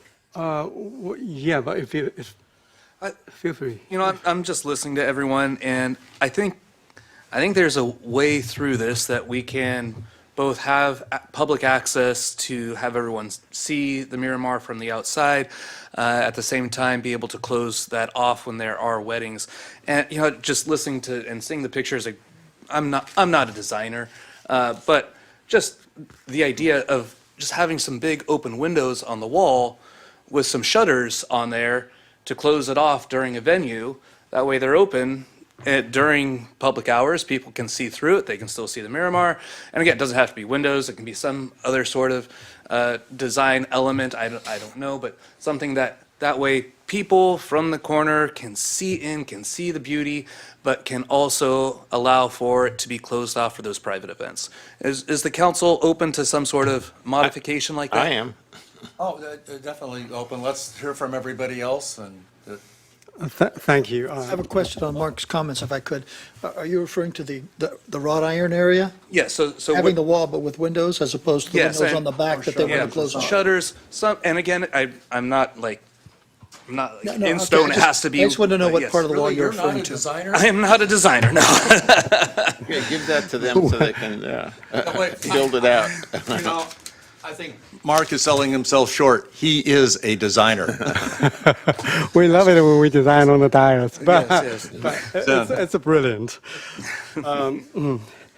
So before I speak with my comments, I just listen to everybody because I do have a leaning, but I want to listen to everybody's comments. I was on Planning Commission starting from 2015. When we approved this project in 2017, it reflects the years of work on multiple design review subcommittee and a Planning Commission meeting. Former Mayor Augustin was on Planning Commission along with me. We made this decision with the other planning commissioners. Besides that, professionally, I'm an architect. I'm a certified planner. I'm also a subject expert on urban design, certified by AICP. So I do have some professional capability to speak about these issues. While Mr. Gregory expressed his feeling that it doesn't look friendly, I totally feel that. I prepared a PowerPoint presentation, so Laura, if you can bring that to the screen, I go through the pages. So to the left is the before. So this is what has been built according to the 2017 plan. The right side is supposedly to be after. This is a proposed change. So we can see 3 areas of a change that they're proposing. The corner, the rounded corner, the relocation of the fountain next to the building. And then at the bottom of the drawing, there are 3 small openings to be filled. Next page. This is what you see on the sidewalk close to the intersection, but on Boca de la Playa. The character defining feature of this building, there are 2 most important ones. The tower, of course, and then the porte-cochere. The porte-cochere was open. In the 2017 approval, we accepted that this porte-cochere is going to be enclosed with those French doors, but it still feels open. Next page. Now, once we enclose this wall at the corner, and the lower portion of the side of the porte-cochere is not visible anymore. Next page. And this is, if I walk further down Boca de la Playa, I'm still on the sidewalk, by the way. I'm looking at, I have a peekable view. I have a view toward the tower as well as the porte-cochere. Once we fill this wall, the entire porte-cochere is not visible, it's blocked off, and we still see the top of the tower. Next. So we have to define what is the project. The project is not the entire Miramar Theater and a bowling alley rehabilitation project. The project in front of us, at our hands, is the modification based on what is there now, which is built according to the 2017 plan. The project is to change the 3 things, the 3 areas, along with the landscaping. Next page. The Secretary of the Interior's standards for the treatment of historical property is the standard we're going to apply to this project, to the modifications proposed. And there are 4 categories: preserving, rehabilitating, restoring, and reconstructing. This project belongs to rehabilitating. Next page. There are 10 standards, and I want to bring your attention to just 3 of them. They all talk about one thing: spatial relationships. Next. So standard one, a property will, I'm skipping some of it, so I'm just reading the underscored one. A property will be given a new use that requires a minimal change to its spaces and spatial relationships. Item 2, alterations of spaces and spatial relationships that characterize a property will be avoided. The standard 9, related to new construction will not destroy spatial relationships that characterize the property. Essentially, they all talk about the same thing, but 3 times.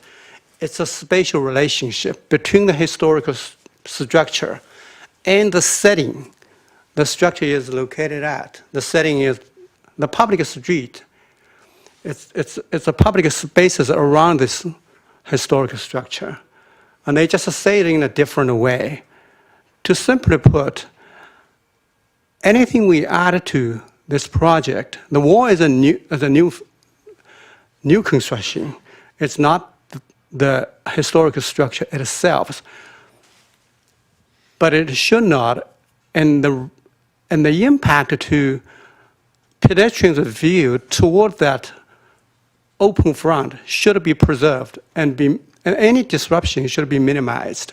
That's the Secretary of Interior's golden standard. Next page. So how does this change affect the character-defining feature and its spatial relationship to its setting? That's a question we need to ask ourselves before we can make the findings. Next page. That's the last page, the findings. Our municipal code has 8 findings that we have to make tonight in order to support this modification. There are 3 that's related.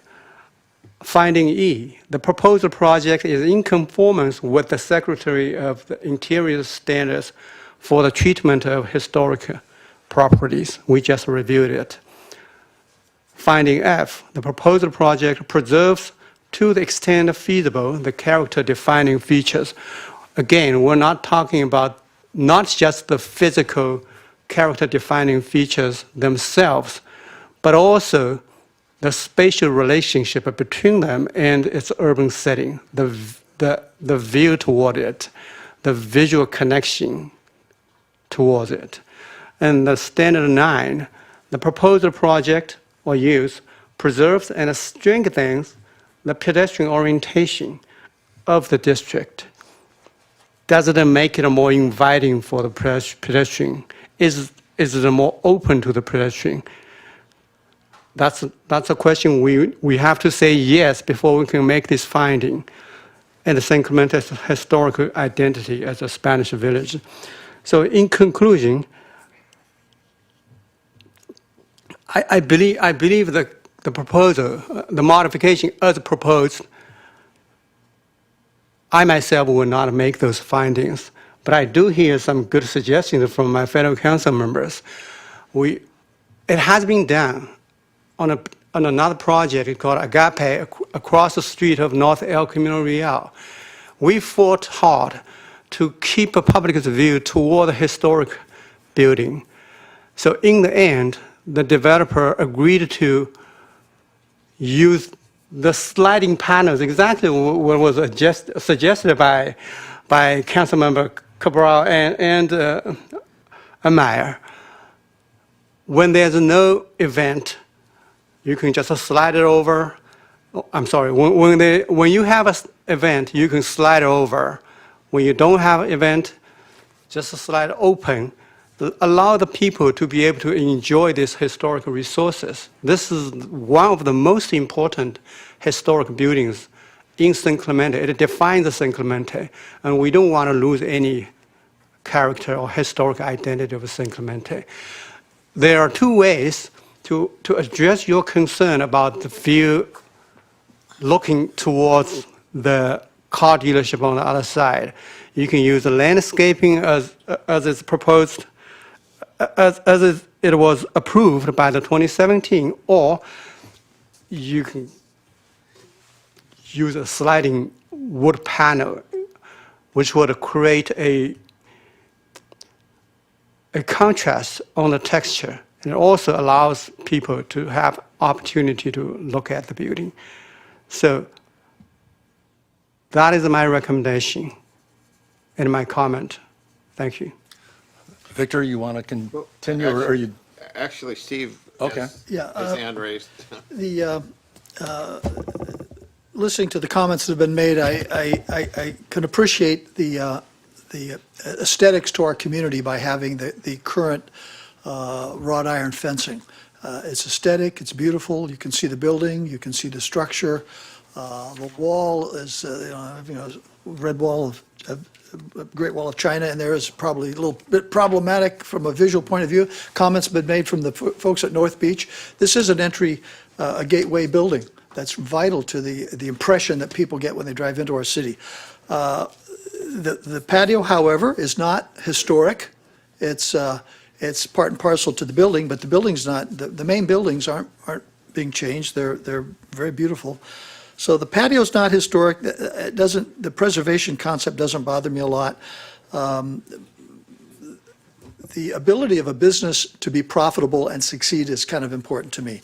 And I think it's important that they have the ability to have parties without having to look at parking lots and stuff that if my daughter was getting married there, I don't know that I'd want to have to look at a parking lot or utility vehicles. So the visibility is important for the property owner, but the aesthetics for the community is important. So I don't have a problem with the other 4 items that are being recommended to be changed. The wall troubles me a little bit. I like the concept of a curtain structure or a sliding panel so that when there is an event, the people that are partying can party in their private event and not feel like the whole community is walking by peeking in the windows. Those are my thoughts. I like the idea of keeping it visually attractive, and I think the way it's designed is extremely attractive and breathtakingly so. But I want to honor the owner's ability to make a buck and make a profitable business, and that requires a degree of privacy. So I'm kind of in favor of the panel mode that I think Mark mentioned initially, or even a curtain mechanism that could be easily removed and changed very easily and very ineffectively. I don't think noise-wise, whether it's a curtain, a panel, or a wall, it's not impacting the noise much at all, but visibility I think is important. So I can support some visibility block in there, whether it's panels or curtains. Victor? My inclination on all of this is to go with the planning commission, who spends much more time than the limited amount of time that we do, hearing this stuff. So this actually, maybe it's a point of information. The motion language, the recommendation of the staff is to do what, Chairman? How would that? Well, I think the recommendation is that we just accept the resolution and accept the changes. I think, was that the staff recommendation? 1, categorically exempt from CEQA, 2, yeah. And then we accept the modifications. We accept the modifications of as passed by the planning commission. As passed by the planning commission. And the only thing I would add would Mark Enmeyer's recommendation that we allow for some type of blockage, and I'm sure the designers can come up with something. And so if everyone's spoken on this, that's. I haven't spoken yet. Okay, go ahead. Well, the best part about going last is I get to hear all these really good ideas, and then I'll, of course, take credit for them later. But anyway, yeah, doing business in this town is important. And look, you can't have, none of us would want to have the wedding backdrop of my daughter with Wally's car lot. And I love Wally, and I think he's a great part of the community too, but that wouldn't want to be my backdrop. The wall for security troubles me in that I'm not a design expert, but I'm somewhat of a public safety expert. And closing that in is nothing but a magnet for having somebody jump over that 6-foot wall. And the police, as they're driving by, can't shine their light in and see it. It's going to be a magnet for not only graffiti and vandalism. It's just, I don't think that's a great idea, especially in that neighborhood. We had Dennis speak so eloquently on trying to, revitalize this North Beach area, and this has been a great project to do that. I can say that I've watched this for 20 years, going. It's been a project, and what it's turned into now, what we see now is beautiful, just beautiful. And so when you start talking about altering that, it really strikes a nerve. But again, you need to do business in the city. Because I heard at the Planning Commission somebody talk about a partition, so I contacted a big party planner in San Diego that they use partitions all the time, that they roll, they can look like anything, look like a hedge, and it has insulation in it to where it's actually deadens sound more than this wall does. So I know there are options to this. I really enjoyed Mark's talk about changing it and doing something with shutters or something that will keep it open during the day where everybody can enjoy it and where we can have a good security at night where we can check it out, but then you can close it off to have a private wedding. So I'm not sure what that looks like. That's the thing, is I don't think any of us can design it from here, but that's how I would be inclined, is accept all the other recommendations with the applicant if they could work out some. We're so close now, and I really believe that we can work out something that would be good for the wedding venue and you'd be embraced by the community also, which is really, really important here in San Clemente, as we all know. A quick question, if I could, of staff. We haven't closed the public hearing yet. I can reopen it. Can I offer for one quick question regarding movable panels or curtain mechanisms for privacy during the events? Is that something that would be a violation of the owner to do if they were to just simply do that during the events? No, that would be something that's certainly acceptable. I think it'd be helpful to include, if that is the direction the council wants to go, to include that in your resolution. But it wouldn't require No, it wouldn't require a separate permit or that's all. approval. Thank you. Yeah, and my other question is that, just real quick, don't regulate it to be a curtain or a panel, or maybe get together with the applicant and that you could work with them to try to come out with something that would be a Yeah, the only compromise? thing that staff would do in this case related to the Secretary of the Interior standards, materials that are used on historic properties need to be consistent with what's there. So we still would be looking at, wood, glass, things of that sort that are compatible, but other than that, I think there could be some flexibility. Yeah, I just want to make sure that if we gave you authority, you'd be able to figure something out that would allow them to just broadly say you work with the parties to figure out what that might look like. Yes, I'm confident the designer can figure that out. One more question for you. Once a design is figured out, would we go through this whole process again of going back to design committee or going back to planning committee, or would it come straight back to us to decide for the final say? It would not need to return to you if your direction in a motion is to implement a modular option, which is what I'm so far hearing. That may not be the final decision, but if you were to say within your resolution you want to see a modular option implemented with complementary materials where the view is open while events are not occurring, that's sufficient direction for staff to move forward with the designer. Well, my suggestion is we don't dictate. We just came up a few new ideas, and the movable fixture or the movable furniture is another idea that apparently could work. We don't want to dictate what the client wants to use. So I think for tonight, we just say we accept. We'll make the same conclusion with the Planning Commission, except that the two opening at the corner should not be filled, and then we direct the staff. Yeah, just 1 second. Is everybody done with questions? No. Oh, okay, so I can close the public No, hearing? I'm You have questions. Yeah. Okay, I'm sorry, Zen. Then we direct the staff to work with the applicant, depending on what they come back, and the staff will make a decision whether it doesn't have to come back to the council, whether it can be dealt at the staff level. If it's movable, apparently staff level should be enough. If it's a sliding door, a modification with a wall, something, maybe they want to have the design review subcommittee to look at it, maybe not. We'll have the staff to decide at that time. My question is, we're talking about modular or semi-permanent versus permanent. Does that change the dynamic of whether it's permanent, attached to the walls, like the shutter idea that Mark. I would just request that if you have a preference between those two options, that you state it. Otherwise, that you provide that optionality within your motion. Yeah, okay. I'm okay with the optionality. I am and too. I'd like to see what they come back with on those different options. Could I ask the applicant a question? We're still Mr. open? Mayor, you should, and since the idea of the modular panels Aaron, came could up. you step back up?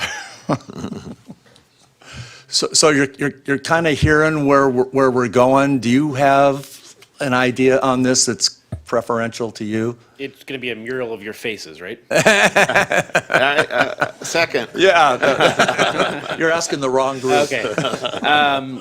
Yeah, I hear where you're going. I think it would be, I think that from my professional opinion, having something that is actually fixed to the walls that can be opened and closed will actually be used more to do that, and there's more control over what the quality of that thing is. If we brought in a faux hedge, that's not going to look that great, and I think that we have a higher probability of it actually being used and opened and closed if it's easily done. If it's a big piece that we have to roll in and store somewhere, I think that it'll be, if the idea is to have it open when there's no events there, that's our best option, is to have something that's easy to open and close. Okay, and with the understanding that the openings that are there now would remain that size? Keeping the openings as they are, but having some operable element to them that is consistent with the material and character of the building that can be opened during non-event times, is my understanding. Questions of the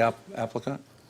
No, the sliding panel will be behind the door from the public. Well, view. that's Behind the wrought iron, I yeah. just want to know if I can close the public hearing so we can. I have one quick question for the applicant, Victor, unless you. No, go. What concerns me about the paneling of any kind, carton movable or the attached, is the concern that I have that they're going to close them and kind of stay closed, even when no one's around. And I guess maybe I ought to direct that towards staff.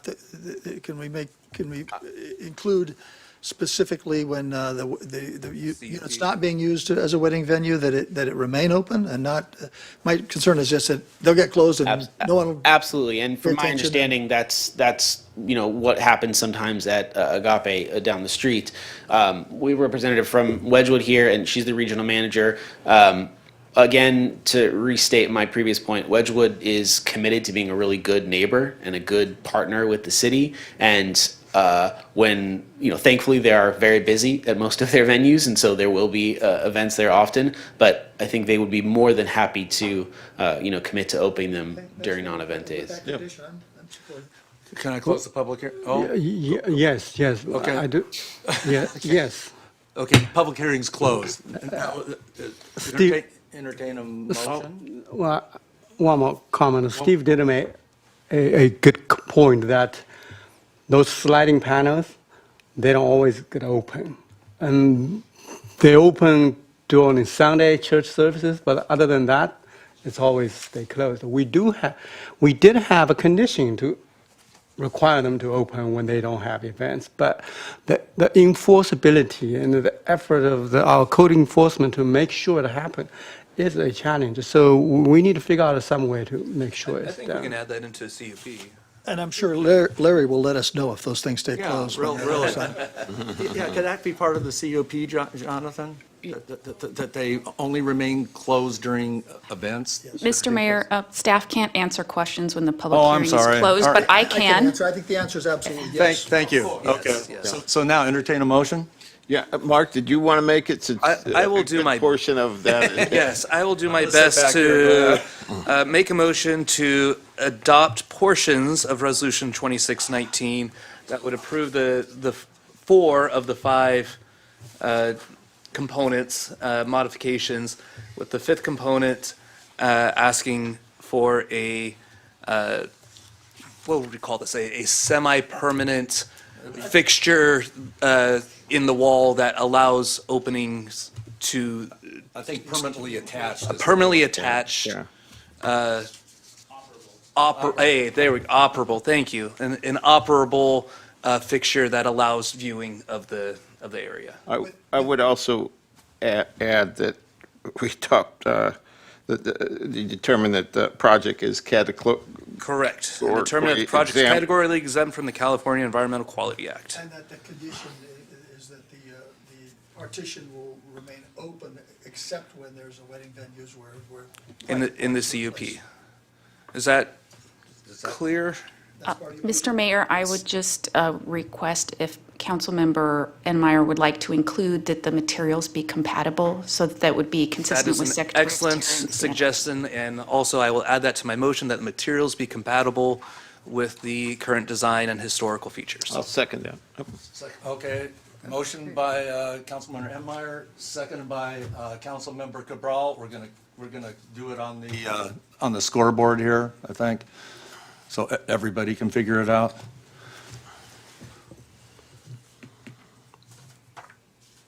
Passes 5-0. Thank you very much. Can we take a 5-minute break? Is that okay? Okay, thank you.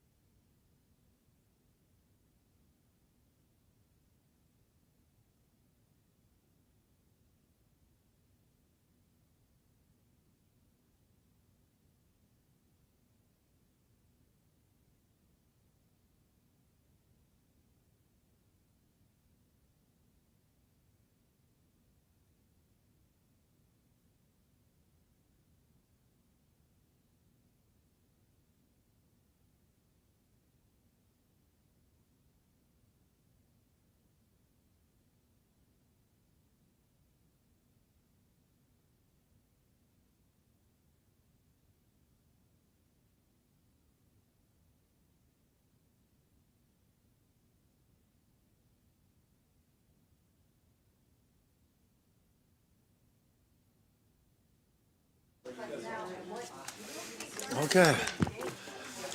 Okay, we'll call the meeting back to order. Okay, next item on the agenda is a public hearing. It's the objection hearing and consideration of written responses to written objections to proposed water fees pursuant to Proposition 218 and Government Code Sections 53750 through 53759.2 to implement exhaustion of administrative remedies. Okay, the public hearing is open. Any council member have any ex parte? Nope. Anything submitted after the agenda was published? Is there any public comment? Is there, yeah. There was, pardon me, there was one public comment submitted. And was that the lady that spoke before? No, there was an email that we received today that was sent to council, and it's in the back of the room. It's also on the city, it's also on the city website. Okay. And that's in the public record. Correct, yes. Oh, it was submitted? Yes. It was, okay. Go ahead. I would just say, I mean, I think each of us got like the half-hour briefing already. I don't feel like I need it. Maybe, and the record is pretty clear. All the material has been published, and this is the second notice. So if I would just move the matter if. Staff recommendations. All the staff recommendations, yes. Okay, motion by, Mayor, I'm sorry, before we do that, we did have one public speaker from earlier today that was speaking on this item. I believe she's left, but we asked her to come back under this item. Oh. She was under oral communication, so I just want to. is she back Ramona yet? Daly, I believe she's gone. I just wanted to double check. She's Sure. not out there. Okay. She is gone. She's gone. Okay, so we have a motion by Councilmember Cabral, second by Councilmember Enmeyer. All in favor? Aye. Any opposed? Passes 5-0.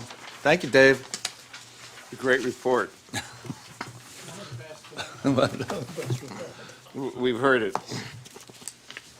Okay, next item on the agenda is consideration of creating a harbor task force to determine feasibility of installing a harbor. And this was agendized at the last city council meeting by Mayor Pro Tem Noblock with the support of Mayor Leffler. So there's no staff report on this item. Okay, you There is no, want to speak on? yeah, I just think it's an item that,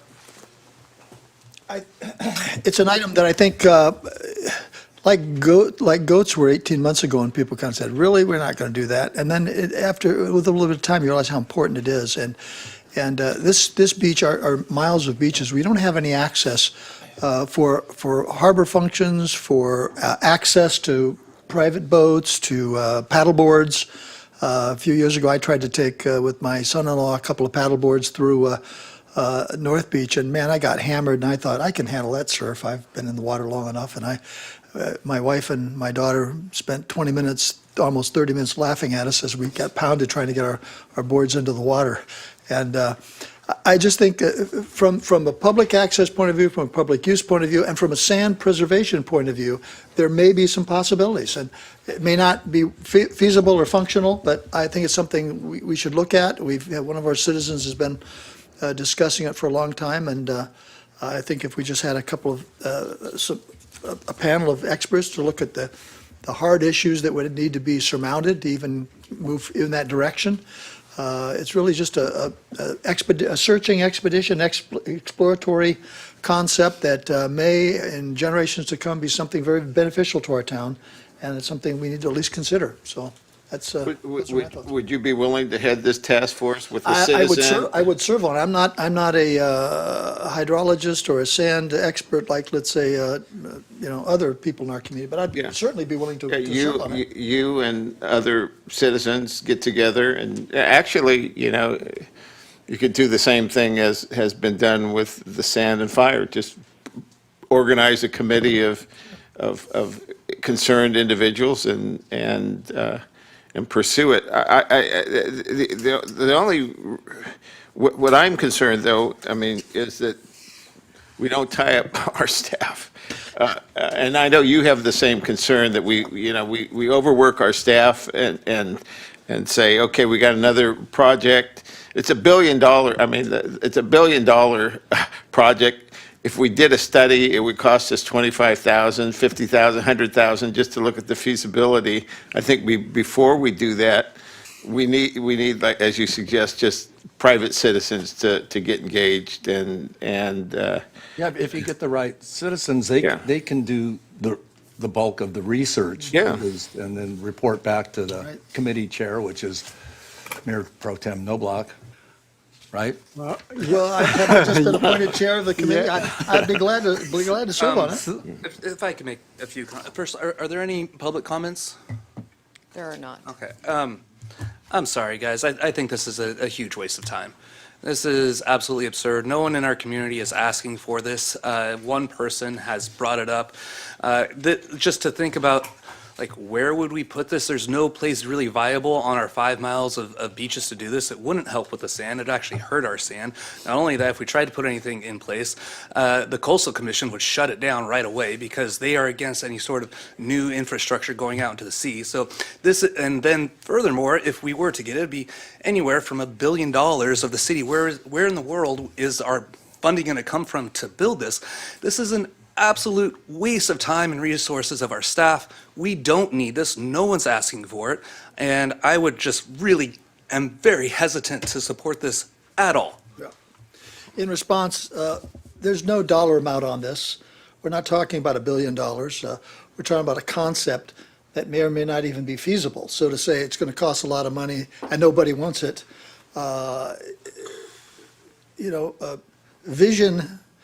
vision in a community is important. I would just say that people that just don't want to consider new things sometimes can be a detriment and a hindrance to progress. Can I have So my turn? those are my thoughts. Again, if you don't ask, you don't get, you don't consider, you never get. I do share Mark's concern. However, Steve is not proposing to use any staff time at this moment, right? So if Steve wants to get together with a few residents to float that idea, think about it, I have no problem. But I also, Victor said, the staff is very busy. I happen to I'm a planner, I work on a few projects. And I have 2 books that I just dusted off my bookshelf, and this is a marina and a small craft harbor. And another one is... Looks like War and Peace, man. How big is that book? This is American Society of Civil Engineering. It's called Planning and Design Guidelines for Small Craft Harbor. Steve, you're welcome to borrow Sounds them. like you want to be on the committee. I don't. You're the subject matter expert. Because I can tell you, how do you make a harbor financially viable? You need about, the industry standard, you need about 250 plus minus slips minimum. That's 1/10 of a data point. And at this scale, if you take 1/10 of Dana Point Harbor's area, you need about 15 acres land on for the upland facilities, then about equal amount of area for the in-water facilities. I just don't see this area. It may not be, but we're also not talking about a 250 slip harbor. We're talking about a possible small craft access. I mean, we're talking about access for the public. And when you talk about being profitable, pickleball courts aren't profitable, and we spend many millions on that. We're talking about something that could be a value to the community. One thing, okay, but if we say small craft harbor or marina, that, you need a breakwater. It's huge. Look at the dog bone infrastructure of North Beach proposed. The price tag is $89 million. I agree completely with the concerns. I have those concerns as well. And it's easy to say, let's not even think about it, talk about it. Again, it's something that can be taught. We talked about amphitheaters in town as well. And Steve, we had a committee that looked at it and said, gee, that's a difficult thing to do. If I could respond again. One of the assertions that there's, we don't have a vision. Look, my vision for San Clemente is that we have safe bike routes, that we have more sand on our beaches, and that's where I want our staff to focus on. In terms of staff time, this will take staff time. They are going to have to help to organize this. They're going to have to pull this committee together, and then they're going to have to sit in with the committee members to make this happen. And it took staff time when we did our amphitheater committee, and that's time away from the projects that the people of this town actually want us to focus on. Bike safety, sand replenishment, other issues, not this. No one in the community is asking for this. I don't think they're proposing a committee. Or whatever, an exploratory, a task force. We don't need a task force. This is, Be an ad hoc committee that doesn't burn a lot of staff time, or hardly any at all. And if no one in the community steps up and says, I think I want to participate or be involved, then that sort of answers the question. But to suggest that we don't do anything because we have other priorities, our priorities are always going to be met. But the things that we do, and we do well in this town, doesn't mean we can't explore new opportunities. Well, I've got no problem if Steve wants to get together with the couple of residents that have expressed concern. Your first step ought to be to give the Coastal Commission a call. That might solve your whole problem I right can there. support it as long as the staff number time one. is not involved at Yeah, this moment. do you understand that directive, city manager, that this is just a exploratory by a council member and interested Well, citizens? council members can do anything they want, Well, that's true. anytime they want. That's true. This is a potential benefit to this city. I'm not envisioning that the staff would hire a bunch of experts or spend a lot of time, but we may need a few resources like phone numbers of various people and tapping the expertise and the knowledge of our, let's say, our sands are and our parks people and people that are. So not those that are they're our gonna staff. Start attending, well, of course, but, we spend time on citizen complaints, citizen inputs all the time, so don't be a negative Nelly on this. Let's at least move forward and How much trying to be a consider. realist. How much staff time are you? I have no idea, but probably not a lot. Okay. I can't quantify it in terms of hours, but Well, here's the thing. I'd like if you could quantify it Okay, well, a little. I guess it would involve whoever wants to serve on this thing, and I need to make some phone calls, and I may book the conference room on the first floor, but I don't think we need the city manager's staff time to do that. And we may take internal notes. I don't think we need council or city staff to do that, but to just say, let's not talk about it, I think is short-sighted and inappropriate. So it may get a big goose egg, just like the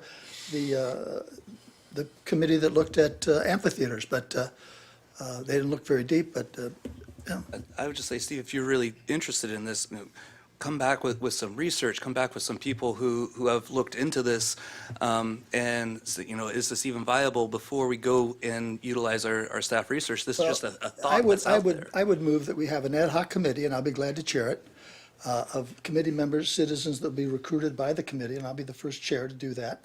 And we'll do some investigation and report back to the city council in due course. Yeah, again, my only issue is I'd like to quantify the staff. Okay, the staff quantify time. in terms of dollars or hours? Hours. Or what? Okay. 5 hours, 10 hours? There may be a phone call or two. I don't know how the city manager's gonna, we don't have a billable time like a law firm does. When the phone rings, you pick up and you start billing hours, but, Yeah, well, Andy's here till like 8 o'clock every night as it is. That's the issue. I mean, is where do we get those 2 what hours? would you be comfortable with in terms of time?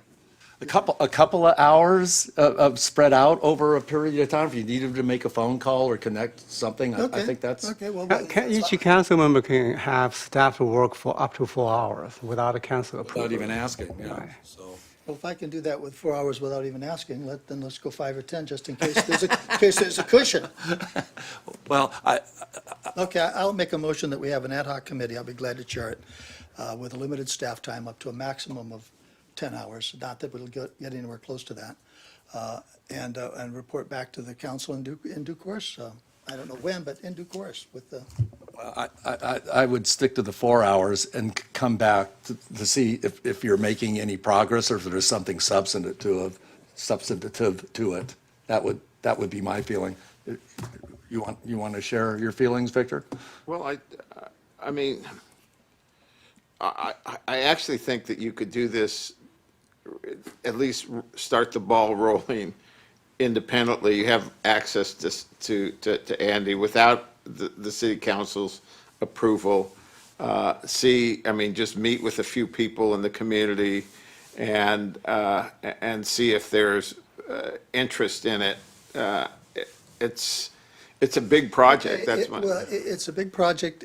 It may be a big project, and it may be a flash in the pan. It may not be a project at all. So if there's not an appetite to authorize more than 4 hours, which is the normal amount of time that the council can use, I'll just use whatever time I have, and I'll do independently. And if this council doesn't have an appetite for mechanisms that might increase our sand deposits or might provide a very valuable asset for our community, I'll just go solo for a while and see how it goes. Well, I mean, if you want to make a motion, I made whatever one. your motion is. I made one, Okay, well, an ad hoc committee. I'll second it, and we'll just vote. How about that? Does that seem, anybody else want to add anything to that?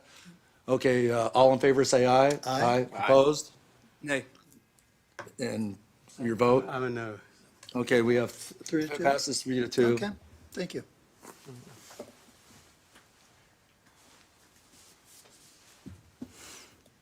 Sorry, just making a quick note there.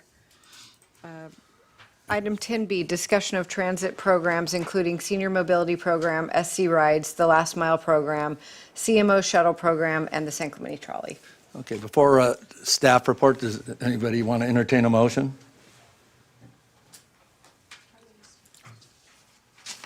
No public Were comment. there any public comments? Oh, you have any public comments? We do not have any public comments. I believe that there was one change from the staff recommendation that wanted to be presented. Correct. Maybe we just highlight that. If you want a short presentation, just highlight the proposed change, maybe. Yeah, there was like some redundancy or something on one of the last mile or something, is that? And then we did some new math calculations we'd like to share with you. There were some new math calculations that came out today on the Senior Mobility Program, so we'd like to get a little bit of direction and make a slight change to the recommendation, and we can go through that very quickly.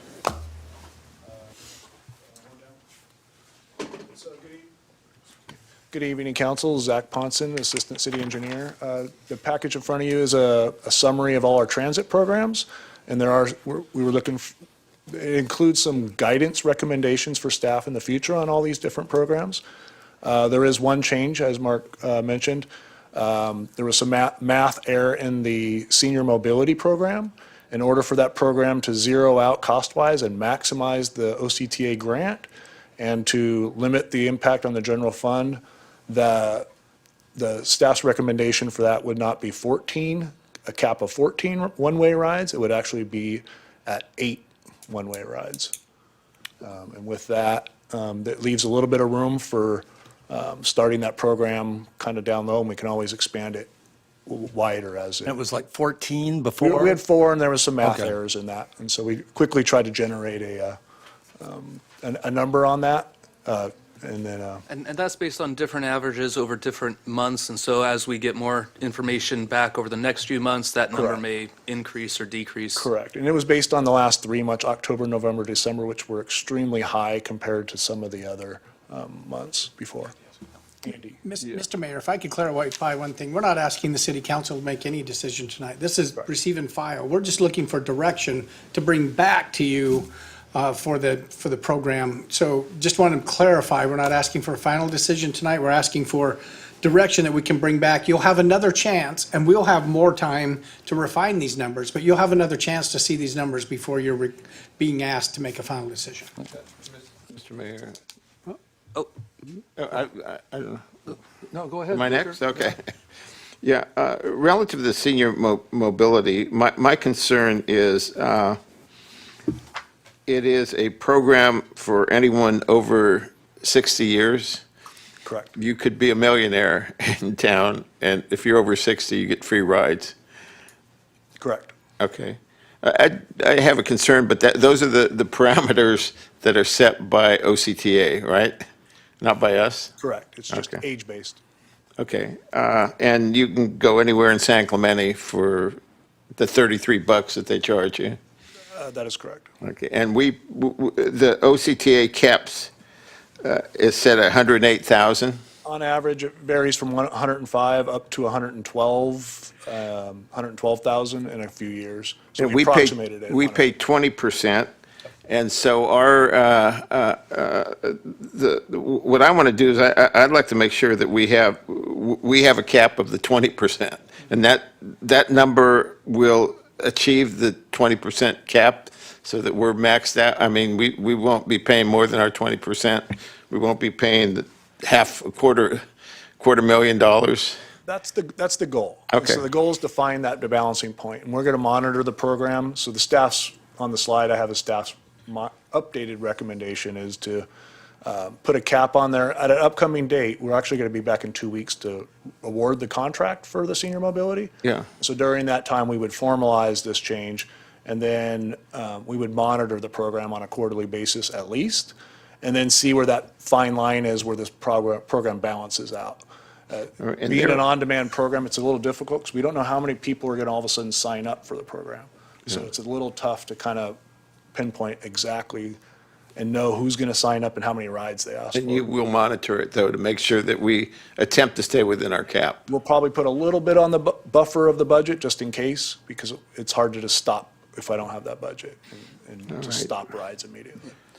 And the second program, the San Clemente Rides, how are you proposing to modify that? The rider pays right now $2, is it? So San Clemente Rides makes up for the missing bus lines that we lost. So at all the old bus stops and within a quarter mile outside of it, you can get a ride to and from any other bus stop area in town. It's about 3/4 of the area of the city. The rider pays the first $2. Currently, the city pays, with OCTA, pays the next $9, and then the rider would pay anything above that. And so these are currently operated by Lyft, and the proposal and staff's recommendations is to come back at a future time with a rate change of the rider still does the initial $2. The city and OCTA's cap would be at $5. So help me understand that. You say the city, the $9, is that the city's contribution, or is that we're 50% of that $9? 50% of that. So ours would be Okay. capped at $250 each ride. Okay, so we would reduce that to $5, and we would pay $250 per ride. And then over that $7, the resident would pay. But that's a less expensive program than the $33 taxi. Correct, and that's why with the senior mobility, for anybody who does want to continue to take a lot of public rides and they can't drive themselves, we have these other programs that can back that up, and they'll have to just simply pay a smaller fee to do so. Yeah, And instead of widening the more expensive senior mobility program, we can keep the SC Rides program to make up for that difference. All right. Now, we had this discussion about the last mile, and I was concerned about its duplication with the San Clemente Rides program. And is there any way that we can talk to OCTA and see if we can merge part of that or take some of that money and move it into the other program so that, I know some of the cities contribute much less than the 50% that we're required. Can we work towards achieving that? The last mile program hasn't started yet, so we can go back to OCTA and ask for modifications. We can retract the program altogether, which is staff's recommendation since it overlaps with SC Rides so much. We were one of the few cities in the county to get awarded this grant, and not a lot of other cities in Orange County have a similar program. But it overlaps so much with SC Rides, it makes more sense to contact OCTA, see if we can't merge some of the funding and keep just one program instead of having a second somewhat But confused. more importantly, take that money that they've allocated and use it in the other so that we may, instead of paying 50/50, pay less as a city contribution.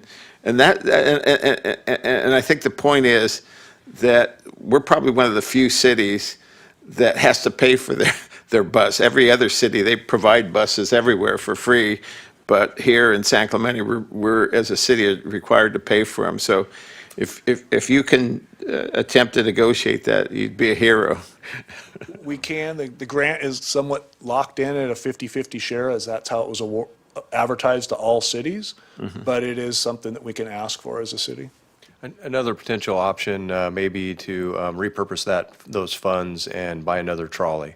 Our trolleys are aging, and so this may be another opportunity to do that before the Olympics. So staff will explore, all potential opportunities. with That'd be those great, ETA. yeah. We definitely don't want to give up the money, obviously. If we can utilize it into a new trolley or modifying the SC rides, so increase their cap and hopefully take it back. That'd be great. SC rides used to be 90-10 on the cost share. Yeah. If we can get it back to that, that would be fabulous for the city. Mr. Mayor, those are the last of my comments. A quick question. I was just about to, you mentioned the trolley, and just saying, on here it says, provide direction for the trolley program. I think our trolley program is probably one of our most popular public transportation options in our city. So if the council agrees with direction, just saying whatever you can do to increase our trolleys, either through ridership or more lines, whatever that looks like. If the council's in agreement on that direction, just whatever you can do to get more trolleys or more lines, more access. Exactly. Question, when is the state requirements on electrifying the trolleys and all vehicles? Does that impact our transportation issues? It will over time. So right now, we are listed as a transit agency due to the weight of our trolleys. And so by 2029, we're being told if we want any state grants, we need to start, all new trolley purchases after 2029 need to be zero emissions. So they could be EV or natural gas or some of these other alternatives. Will the old trolleys be able to function after 2029? There's a little stipulation in there that they don't want us to just throw away trolleys. And so we will still be able to have a plan that somehow phases these out over time. The goal, they want us by 2040 to have all zero emission fleet.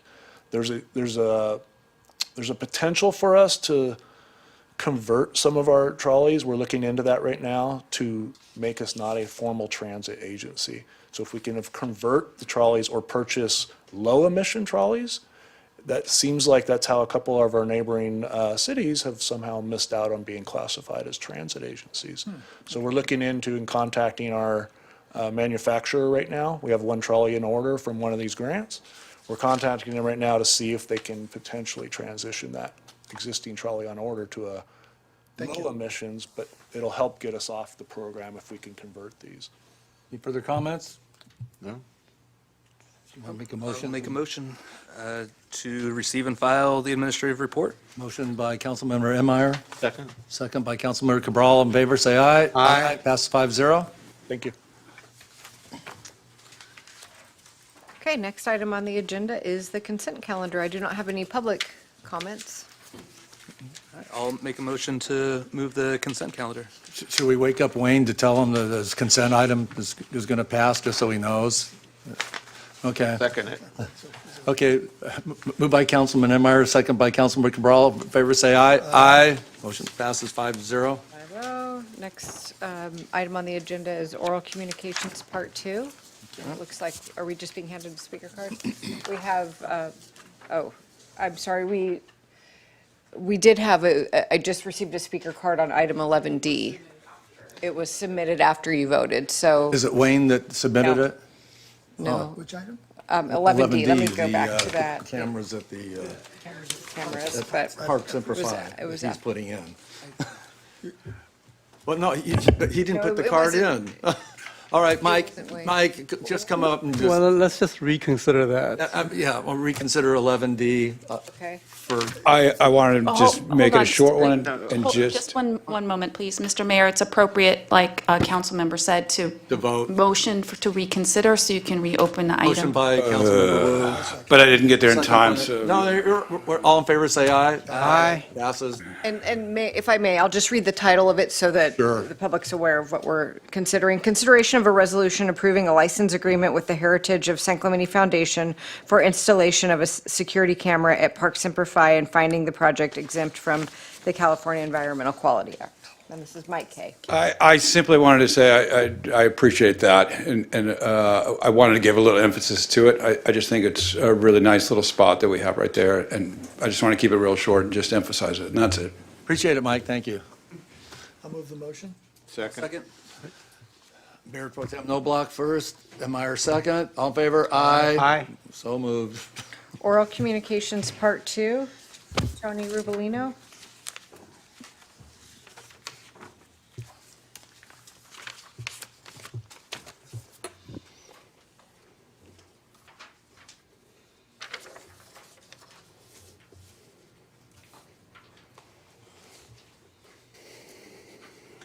All right, City Council, thank you. Let's go ahead and flip to the next slide.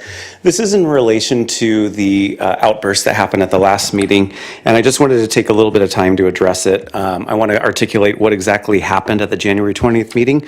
I was quietly recording in the public forum after getting heckled during my presentation, and a member of the public stood up and interrupted the meeting, which is against the forum rules. Next, a swarm of people surrounded me to block my view and intimidate me. And the police had to intervene not once, but twice to defuse the situation. So it was quite the scene. And people asked me, well, why were you recording in the first place? And I explained that I was getting heckled. But for a little bit more context of what led up to that, let's go ahead and go to the next slide. This is an article that was in the San Clemente Times, January 2025. It was about one of the founding members of the Democratic Women of South Orange County. In there you can see some quotes. If you want to make a difference and connect with caring, passionate people, this is the place. And it's about sharing love and respect for everyone. Next slide. This is from the February 4th, 2025 meeting. You can see me waiting over on the side, waiting my turn to speak. I'm getting a thumbs down from the individual in the article. Slice throat. Yeah. And this is from a public record from the fisheye camera in council chambers. Let's go ahead and go to the next slide. Let's zoom in a little bit more, make sure we're all aware of what exactly transpired. There's the thumbs down, right across the throat. All right, next slide. I asked Grok what a slit throat gesture means when it's directed at somebody. That is a throat-cutting gesture. It involves drawing the finger from one side to the other across the throat.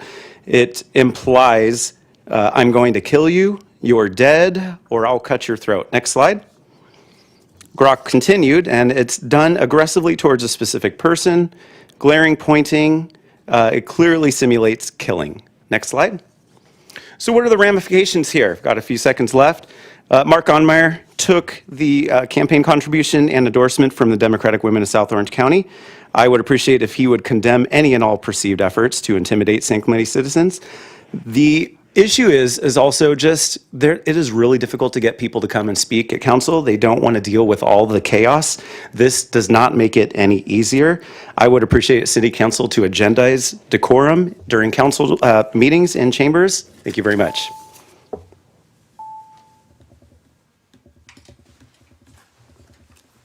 Is that it for speakers?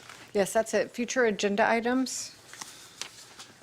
Just one thing to consider. We got the Super Bowl coming up. We have a local high school graduate who is now Sam Darnold coming in and being in the Super Bowl, potentially winning the Super Bowl. I don't know if it's possible to do some sort of celebration or recognition of him in the future, but I don't know what that would necessarily look like, but it'd be great to. We're already working on it. Okay. We've met with his people. I mean, I would talk to all of you, but I can't talk to all of you. We're looking at an event either we're looking at some kind of win or lose. I think it's that important. I can't say much more than that. to all of you because of the Brown Act, but Well, there is a you commitment. can talk to Mark afterwards, and maybe you two guys can coordinate. Yeah, we're working with the principal, the head of, Okay, yeah. Yes, I'd love to be part of that. Sounds good. Any other agenda items? I don't think it needs to be agendized, but I would like some clarification on the decorum at council meetings. I know there's numerous options. There's no shall, but there's discretion in what can be and can't be done. If we could get a little simple one that we could make available to the council, is that possible? That's all I have. I would like to, I guess, I'm not quite sure how to do this, if the staff needs to come back or if it's an agenda item, but the rainy season's now here, the grass is growing, the fire risk is increasing. A year ago, we had the Palisades fire, and our goat project, since the pilot program was completed successfully, has sort of been on hold. We had a false start a while back on an RFP to do some grazing, but the timing and the season wasn't right. So I guess what I'd like to see is, at the earliest possible convenience, get our program off and running and see what we can do in this town to clear our canyons. I don't know if that requires another RFP or if exactly what's involved, but I'd like staff to I guess, begin moving on this I somehow. think there is an RFP in process that we Well, it hasn't gone out. I don't know if it's been properly directed. Maybe it has. We just need an update about it because I don't know much about what's going on. Okay. Does that need to be agendized? I'll make sure it gets on the agenda to provide you with an update about where we've been, where we are, and where we hope to go. Okay. Okay. Thank you. Anything else? Okay. It's too early. Breaking another record. 5 hours to go here. I have a 5-hour report to give to you. No, there's nothing to report except it's a pleasure to serve the city of San Clemente. Thank you. City manager. We have a couple contracts. One is for Great Scott Tree Service for the removal of some of the palms on Camino de las Moras in the amount of $36,743. A contract with We Do Lights, providing for T-zone year-round tree lighting maintenance services in the amount of $16,926. Summers, Murphy and Partners for providing landscape architecture and consulting services for the Maxburg Park Plaza Fountain rehabilitation in the amount not to exceed $60,000. And AKM Consulting Engineers for the Cypress Shore Sewer Lift Station Construction Support Services in the amount of $49,744. That's it? All the reports? Anybody have a motion of adjournment? I'll move to adjourn to the next regular city council meeting, February 17th, 2026. Closed session to begin at 4:30. Regular business meeting begin at 5:30. The meeting take place at City Council Chambers located at 910 Calle Negocio, second floor, San Clemente, California. Second by Mr. Noblock. All in favor? Aye. Adjourned. 15, good job. That's because we did it. We did everything last time. 5 hours. Well, you can stick around. Want to shoot the bull here? For a while? Stick around.